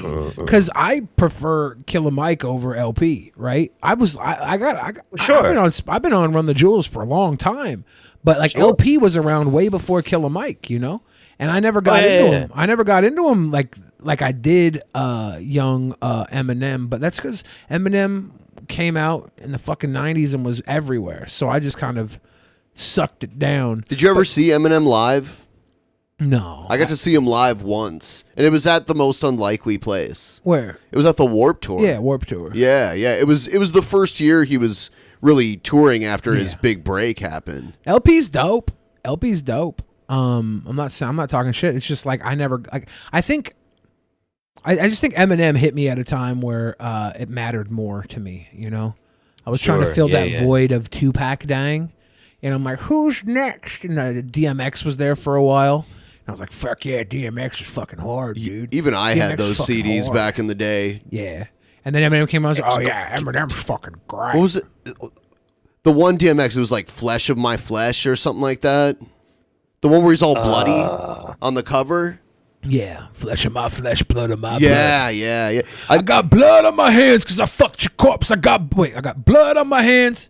How's it go? He did a song with Manson. Blood of My Blood, 98. Yeah. He did a song with Manson on that album, Yeah. The Omen. Really? Yeah, I don't think I ever heard that one. DMX did a song called The Omen with Marilyn Manson. I got blood on my hands and there's no remorse. I got blood on my dick because I fucked your corpse. I'm a nasty neighbor. When you pass me, neighbor, look me in the eye. Tell me to my motherfucking face that you're ready to die. DMX was horde.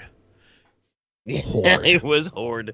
Yeah, I don't know. The only reason I bring it up is because I think LP might be taking the spot of my favorite white rapper away from Eminem at this point. Okay. I'll always have fond memories of Eminem, but like I don't know, dude. Just I hear Run the Jewels now in my sleep. I'm just all fucking about it. LP. All right. since LP came out with Run the Jewels, he's been better than Eminem since then. Like Eminem since then has not. It doesn't hang.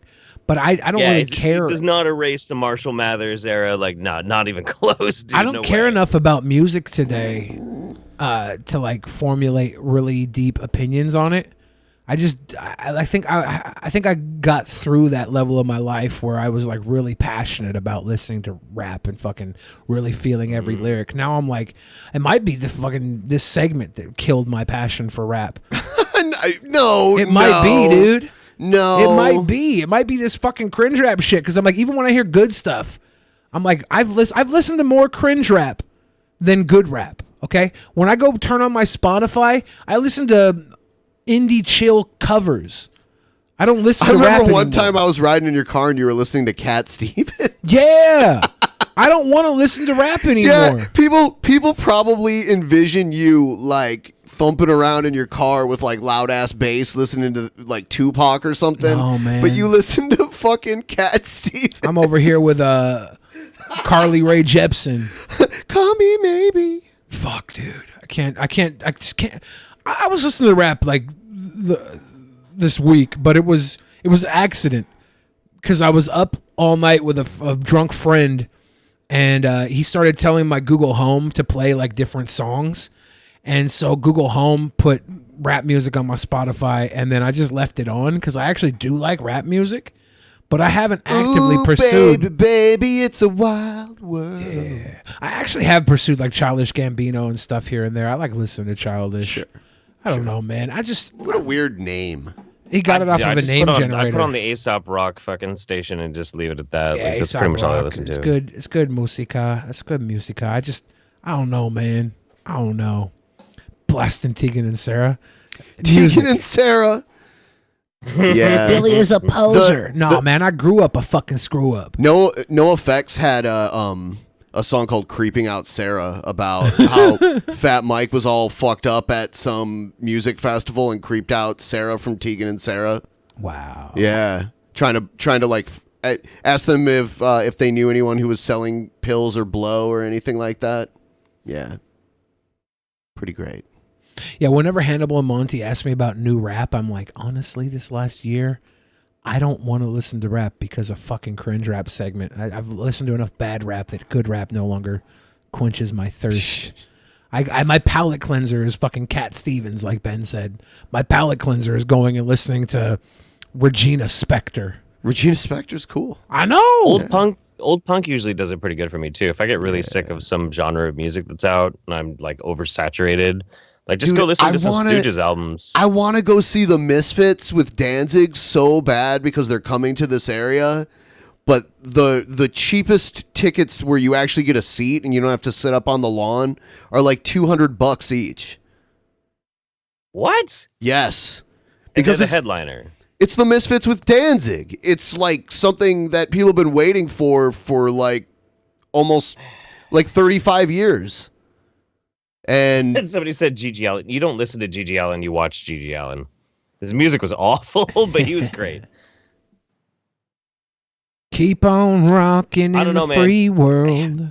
Like, I'll put it this way. Maybe if you're like really hardcore into the Misfits, Ben, maybe you should consider it because I was hardcore into Bowie. Yeah. And the last time he toured, I was like, fuck, that's too expensive for my blood. I'm going to get him the next time he comes around. And then he fucking died. I saw So Bowie you never with know- 9 Inch Nails, which was one of the best concerts I've ever seen in my life.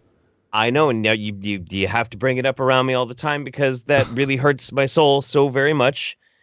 You prick. So I mean, you never know. That's the thing, though. You never know when you're never going to get a chance to catch a show like that again. So if you're really passionate about it, you should always jump on the occasion because you never know. Yeah, you never know. But that's the thing, right? If someone dies and you didn't get to watch them perform live, you still have their catalog you can listen to for the rest of their life. Bowie and Nails did something I've never seen done before. It was like 9 Inch Nails opened, and then slowly throughout the set, 9 Inch Nails band members started to leave and being replaced by Bowie band members. And then Bowie came out and did songs with 9 Inch Nails, and then eventually all the 9 Inch Nails people were gone, and then it was Bowie with his whole band. That's actually really cool. Yeah. It was fucking awesome. I'll never forget it.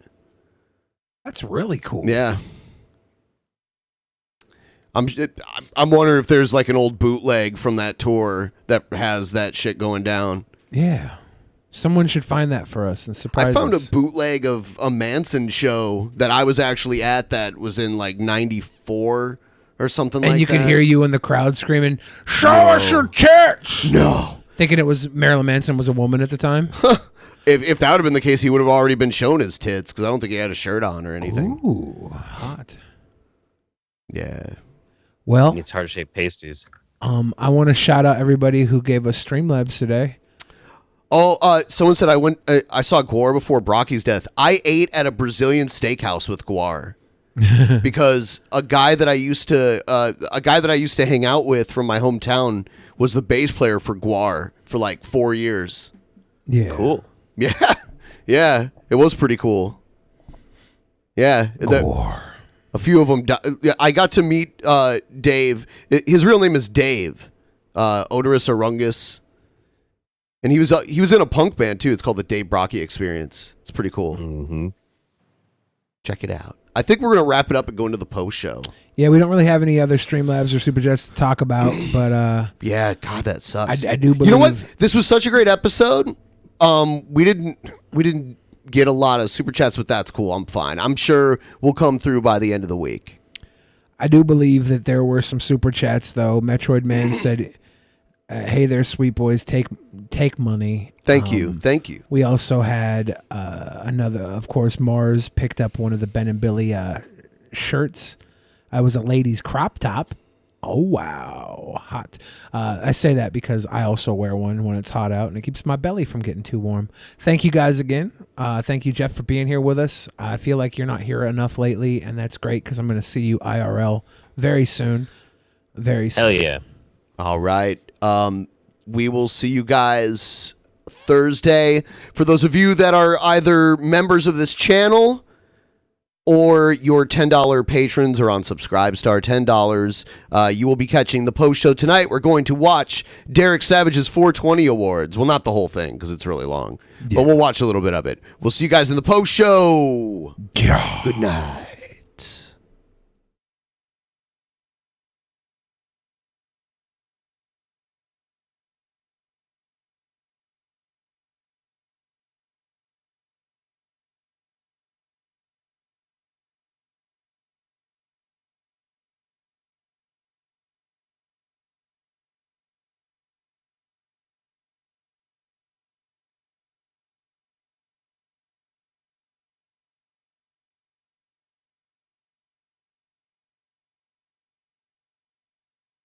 In the beginning, there was nothing. And then there was the Drunken Peasants Podcast. Drunken Peasants. Drunken Peasants. Drunken Peasants. Drunken Peasants. From the strangest corners of the internet, gonna get TP'd by Billy and Ben. You know where you can find them at. Get ready, cause they're gonna kick your... Drunken Peasants. Drunken Peasants. Drunken Peasants. Drunken Peasants.